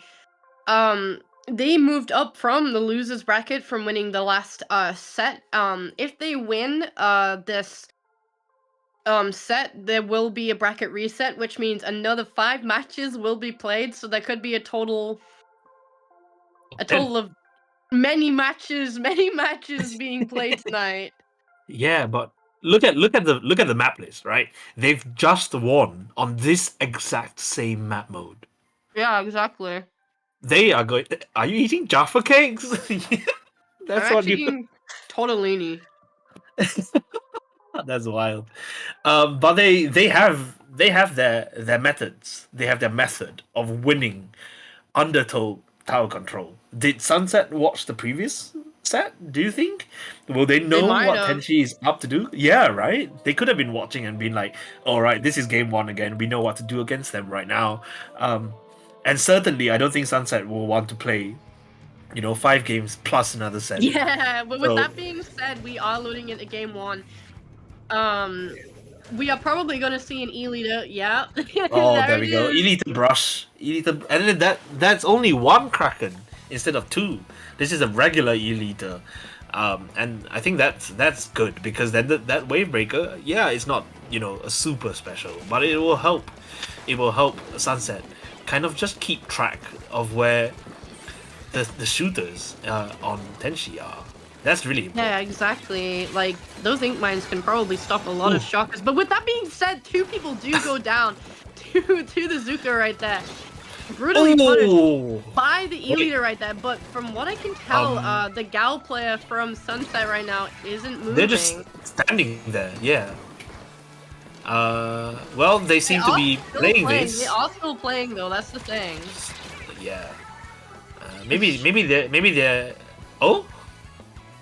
Yeah, I think one of the players may be That's gotta be a DC, right? dead. Dead. Dead? That's a Obito.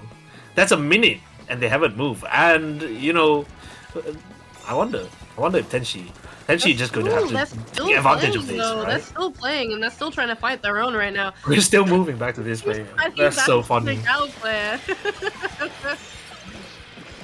Hey, Obito.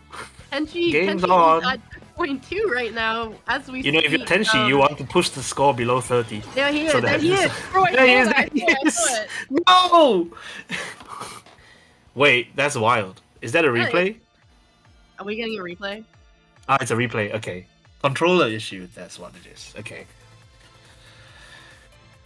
We got given information that the Gal player was experiencing controller issues. That controller just didn't want to work. It just didn't want to. Yeah, couldn't even quit out of the game until now. But there we go. That's a preview, right? Sunset now has even more information of what ASC Tenchi is going to do on this same map mode. They all played. Yeah, they all did play. So I guess that we'll let them have that. Jesus Christ. But we are readying up now. It's a reset. Okay. Huh. We're resetting Does that mean game the 1. room is being closed again? The room. Yeah, game okay. 1's being reset. I see. So, Lord have mercy. that's. I mean, it was already intense, and honestly, Sunset didn't look like they were that far behind playing a 3v4. So, I'm really excited for with that what's fourth going to player, happen I'm here. curious what could happen. Oh my! We know how good Obito is, right? And that Bro was Kraken just will temporarily. make Bro a was just difference. temporarily out of commission. Yeah. They're sandbagging. That's what it is. Sandbagging. That's crazy. But we do finally load in, and the weapons are the same as expected. So, Yeah. game on. It'll be interesting to see what will happen now that they actually have all 4 of their players now. That's for sure. Yeah. Tenchi had that really... Ooh, very nice pre-fire there. But we saw Tenchi, ASC Tenchi get that like point blank... Oh no, that's not looking good. They took down that gal. They knew what they needed to do. That gal was not allowed to get anywhere close to that tower right there. We do see Zuka coming out, unfortunately not working against the Zap player right there. They're just going for it right now. We do see that Sunset right now does have more players up right now. The last Zap player going down. Okay. Unfortunately, they do get a trade Yeah, before this going is much down, but better we played, do see of course. 4K on tower right now. Getting... Oh lord, that was a nasty snipe. Okay. That's rude. That was a little bit rude. That was just a little bit rude. Alvo's Faizuka is not quite as effective as it was the first time, and you know that's Devin on the tower, just happy to shoot anyone that comes near. Rise goes straight down, and that's Cooler on the side of Tenchi. This is not great. They have been fighting without Cooler for a long time now, and with Obito's willingness to just keep going in with that wall, keep abusing the Gal range, you know, they get nearly to the third checkpoint very comfortably. Yeah. Finally a wipe. And she does finally get a wipe out here, which gives them an opportunity to move up right now. Owl hasn't actually been touched yet. Oh my lord.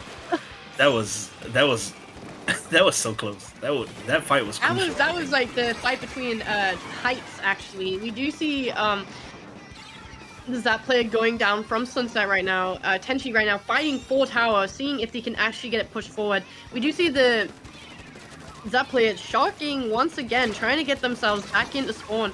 Not spawn, mid right now. They do manage to get a trade. The leader taking down, I believe it was the shot. Yeah, the thing about being Tenchi on this map is that, you know, you have to know exactly where the leader is, right? So that you can actually stand on the tower. And they managed to get one checkpoint, but that checkpoint's easy. You have the pillar to kind of hide behind. Not so much on the second checkpoint. And while you're on, you know, while the tower is on the left side and you're trying to push, you are basically just out there, and that is a dirty snipe from Devin. That's a second. Another one. Oh, a third. Oh my goodness! Just no prisoners here. Just absolutely no prisoners, right? You just win. Bro's finally being killed. Bro got killed, but will it be enough for Tenchi to push back? Oh no, that's a wipe on Tenchi. There's a wipe, and they are at the final checkpoint right now. This is incredibly bad for Tenchi right now, especially if they're not able to take Sunset off of the tower right now. Zipcaster out from their Octoburst there. They are past checkpoint 3, 8 points remaining on that map. My goodness. Okay, yeah, they don't want to go till midnight. Sunset locked in. Yeah, they just won. That triple that we got first person view of, that was dirty. That was dirty, absolutely. Man. They just did it. Oh my god, they just did it. Yeah, Tenchi just collapsed right there. They did the thing. They did the thing. Oh my god. And there are some other curious maps in that map list. You know, we saw there's Mincemeat again. So we know, yeah, there's Mincemeat in this map list. You know, we're gonna see. I am shocked that Elite or Mincemeat. That was a. We're gonna see the triple. We're gonna see the triple. I think this is the triple. There we go. 1, and then here, 2. Yeah, that's the triple that they got. Yeah, they got 1 kill. Oh, that's wild. And the confidence and the calmness with which, you know, Devin gets these snipes. You gotta have steady hands with a scope. Yeah, wow. So ASC Tenchi find themselves with a slightly higher hill to overcome, right? But they now know how strong Sunset is, and they really just have to fight. You know, they have to keep trying to dislodge the E-leader. They can't play in the middle of zone with their E-leader looking at them from snipe. So they have to do something about that. And I'm very curious to see what that something is, because every time they've tried to approach the E-leader, they get interrupted by a gal. It all depends on where the E-leader is going to position on this map. Yeah, but ramen's you know where the elite is likely to be, right? When you are getting pushed, the elite is on that little glass wall, and when you are pushing, the elite is at snipe. Good point. Good So point. yeah, they just have the range and the awareness. This is going to be fun. And they have This to is watch. gonna be fun. It's gonna be That fun. gal. Yeah, that gal is going to be. It's going to be like the gal usage of wall has been critical, right? So now we see a wall on the side of Tenchi as well, and that is a good set of really aggressive weapons. 2 people are already down from Sunset. 3 people are down. 3 people. That's incredible. That's what we want to see. Just going in and winning those fights. That is a delayed wipe from Tenchi right there. Sunset did get a delayed wipe. We do see the leader right now positioning right in the middle of that alleyway right there. That was a lucky Was gal that a fall snipe? off, I think. Wait a second. No, I think that was a that- gal fall off. That was wild. I was gonna say, where did they That's a hit? snipe. That's a snipe. Oh my lord. That's not fair. That's gotta feel so frustrating. After That's a really gonna hurt. brilliant opening, Ouch. Devin respawns and just wins. But Tenchi are very strong and they have speed, right? Like you look at how fast they were moving at the start. And Alvo, very very good player on aggressive weapons. Lucky does actually manage to pick up Cooler before going straight down. So now Obito is right here again with that wall. Look at how much range that gal They has. have Just- speed, but will it be enough to take back the zone? Is the question that I have to ask today. nice. There we go. When I say that, he takes zone. That is very very nice positioning from that brush. Just punishing a Tenchi player who was just a little too close to the edge. A little Just bit, y- just a little bit. that Zipcaster is Zipcaster, out. From what I can yeah. tell, they are going directly for the pencil player right now. We do see the shot right now, trying to back 3 people down. up. That Kraken. Street and Lucky is on the other side of the map. Like, what is going on here? Very interesting gameplay. I think they were trying to shark, but now with the rest of the team down, that flank is not going to be useful. That is actually a recap. They gain again some time to breathe, but they get rushed, and that is a wipeout. So Rushed and died, unfortunately. yeah, advantage Sunset. I think Sunset. To be honest, Sunset isn't really pushing into their spawn unless they have to. If you think about it, they're really just trying No. to hold their own in very specific areas, painting everywhere Yeah. that they need to. Really, Well, they know that Tenchi has to run in, right? Tenchi has to come in because they only have 25 ticks now, and it is up to them to make that push. And they already go 3 down. It's only Alvo left. If Alvo goes down here, that's a delayed wipe. So we get to see some specials. Do we get to see strikes? Strikes have been instrumental in keeping their hopes alive. There's the strikes. Did they get zone? They don't manage to apply I penalty, and don't only think one player is so. up. I really So don't that's think game. so. Yeah, I mean, to be fair, wow. Dude, But my there were- iPad's dying. No, that's so sad.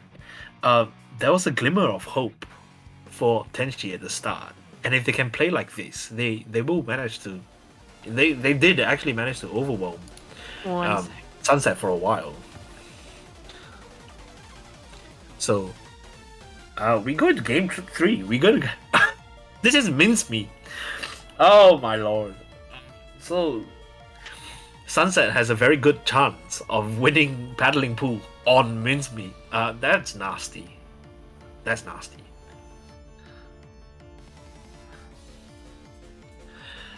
That was very very dominant. I think Mars is gone for a while, so we'll just wait. No, Everyone I'm hang not. I'm tight. not. Oh, you're not. There you are. Great. Okay. I'm here. Don't worry. I was looking for my charger. Could not find it. I don't know where I put it. Well, if the games are anything to go by, you might not need that charger. I might not need the charger. There's going to be one on. Hold on. There's going to be one on in the game. Or maybe 2. There's going to be a pencil. Maybe 2. Yeah.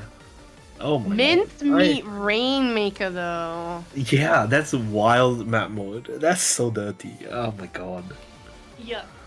I don't like it personally. But if you're Sunset, and you have a someone as solid as that to rely on, then yeah, you'd pick that because it's up to your opponents to deal with you, right? Like you want. I'm sure this is a Sunset pick. There's no other explanation for this, right? And they don't really want to play the other two map modes because those are much more neutral, right? They want to abuse this particular advantage they have, and I think Tenchi have been suffering from just a lack of range. They get bullied by 96 Gal. They get absolutely flattened by Charger. What are they going to do here? I have no idea. I actually have no idea. Especially for mincemeat as well, because that's like open territory for a sniper. Yeah, and well, you get that little block to play with in the middle now, which has made such a difference. I think there's good points, right? Like they have shooter players who are so good at kind of just like messing around, and we saw how they bullied on Scorch Gorge just now in Rainmaker too.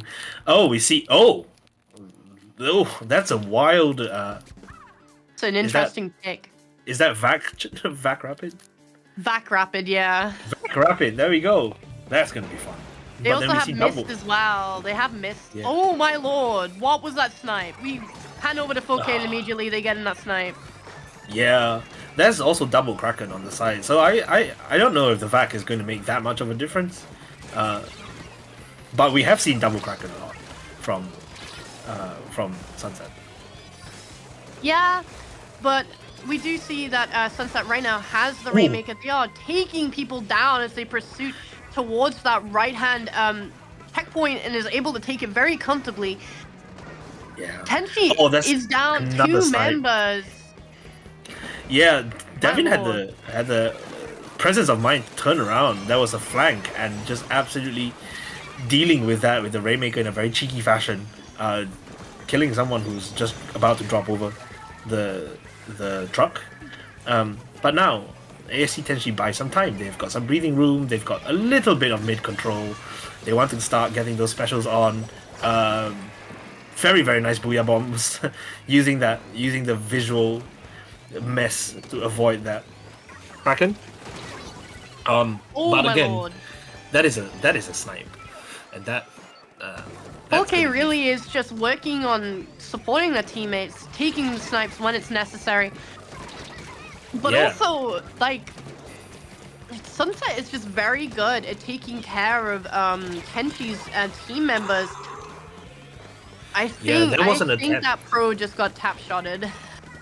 Yeah, there was an attempt. I think that pro was fighting and then decided that they would go for the charger just to give their team a little bit of a chance. And then that did not work out. But it is now 2 down on the side of Sunset, and that was a very, very good spot from Typhlo to take down Acorn. They might actually get the checkpoint here and even up the score, but they have to be able to climb that. And no, they get shot through the booyah, which must feel very frustrating. I think everyone is going to respawn now, and then it's back into mid again. But that being said, we do see Sunset right now just really fleshing out the map right now. Not too much going on. Players going down left, right, and center. Tenchi right now just seeing if they can take down the Rainmaker holder, which they were able to. Kraken is ready on the side of 4K right now, so they could use it. We do see Vac being used right here. And I imagine so that it might be thrown towards them. I don't actually know where it ended up. No, the Vac player was forced to back out because the charger was right there. Yeah, I didn't see where they went when the camera somewhere else. I think it was definitely like, the Vac player definitely hopes to hit the charger, right? And the Zuka player definitely hopes to hit the charger, and the Booyah is going to come straight at the charger. So, wow, Devin stays alive. In particular, I think Sunset is very, very good at keeping their anchor alive. There's no chance. You don't get close without getting punished. Yeah. That being said, we do have a minute 40 left on the clock. 4K right now just going in with those snipes. They are taking the Rainmaker to just try and get more points right now. Blaster contesting them, not being able to do too much. really sneakily just trying to get that way over there. We do see players from Tenchi right now just seeing if they can take people out. Rainmaker was pushed to 41 points remaining, which means Tenchi has to run that Rainmaker back over quite a far distance if they're not if it doesn't reset. Ho right now, from what I can see, is just trying to take people out. That's very nice. Very, very nice picks. That's two that's up, three right? people. Yeah, so they just have to avoid getting picked by the Charger here. But otherwise, this is Tenshi's moment, right? 41 is not insurmountable at all. And they just have to get... If they get this checkpoint, then they have more breathing space. But that's 3 down. It's just a Rainmaker left, and I think that might be... Oh my... That's the end of their push, unfortunately. That's the end of the push, yeah. That felt unstoppable. You saw it coming, and the players had no real answer to that. They were really able to shut it down. We do see Tenchi right now just trying to get their bearings back, trying to get back into mid. The Rainmaker right now just going over the grates on the left side of the map right there. Not really pushing forward. With 20 seconds left on the clock, we do see 4K getting sniped once again from pretty far distance as well. Tenchi right now is only 2 up, 3 up in terms of players right now. Zuka coming out, not really able to find the second player. The Rainmaker goes coming back. out, they are running back with the Rainmaker right now. They're the just Kraken just celebrating. spinning on the spot. Sunset is celebrating as they do take the victory crown of grand final winner for Paddling Pool 301. I guess you can say that the sun has set for Tenchi. I was waiting for this the whole time. That was really bad. Sorry.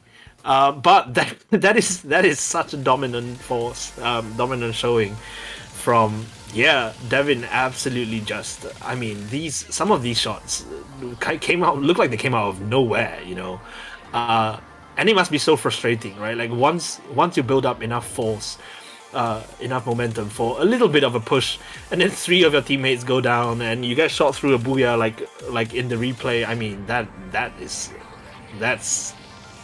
just frustrating. And really good having plays, the mental really strength. good plays from both teams, though. If you think about it, they really did have it, give it the role in the grand finals. They really worked for it, and unfortunately, Tenchi was not able to come out on top, but they really did fight their ways to get back into grand finals, especially in the losers brackets. I honestly think they really comfortably deserved the second place spot that they did get in the tournament today. Yeah, absolutely. I think I've said this so many times, but they are absolutely veterans of fighting from behind, and that is while that is 3-0 Sunset. Like, I think they can be very proud of this. They're not going to win it every time from a bracket reset, right? Like, just statistically speaking. Even so, that is such an impressive showing. Just amazing stuff we've got to see today from all the players involved. Those last few rounds have been absolute nail biters. But we crowned Sunset as the winner. And before we go today, Mars, where can we find you on social media? So, on the stream, I'm pretty sure, it's not my Instagram, it's my Twitter handle. But you can also find me on Blue Sky as well with the same username, just without the underscores. So that's Pinky about Dink. it though. Yeah, Pinky Dink. Pinky Dink. Though, where can we find you? On screen, that's my Blue Sky. So no .bsky.social. That if you just type that in, you'll be able to find me. And on Twitter, take out the dot. This has been amazing. It's been a pleasure to cast with you, Mars. You too, honestly. I had a lot of fun. Great. Congratulations to our top 3. You can see the standings. And, I mean, we've got to see some incredible moments today. And I'm very, very happy. I love casting Paddling Pool. Yeah, me too. Honestly, I really had fun watching the higher end of the brackets today, and also commentating over them. It really was an honor to be invited to commentate with you today, and honestly, I hope we can sometime in the future as well. Yeah.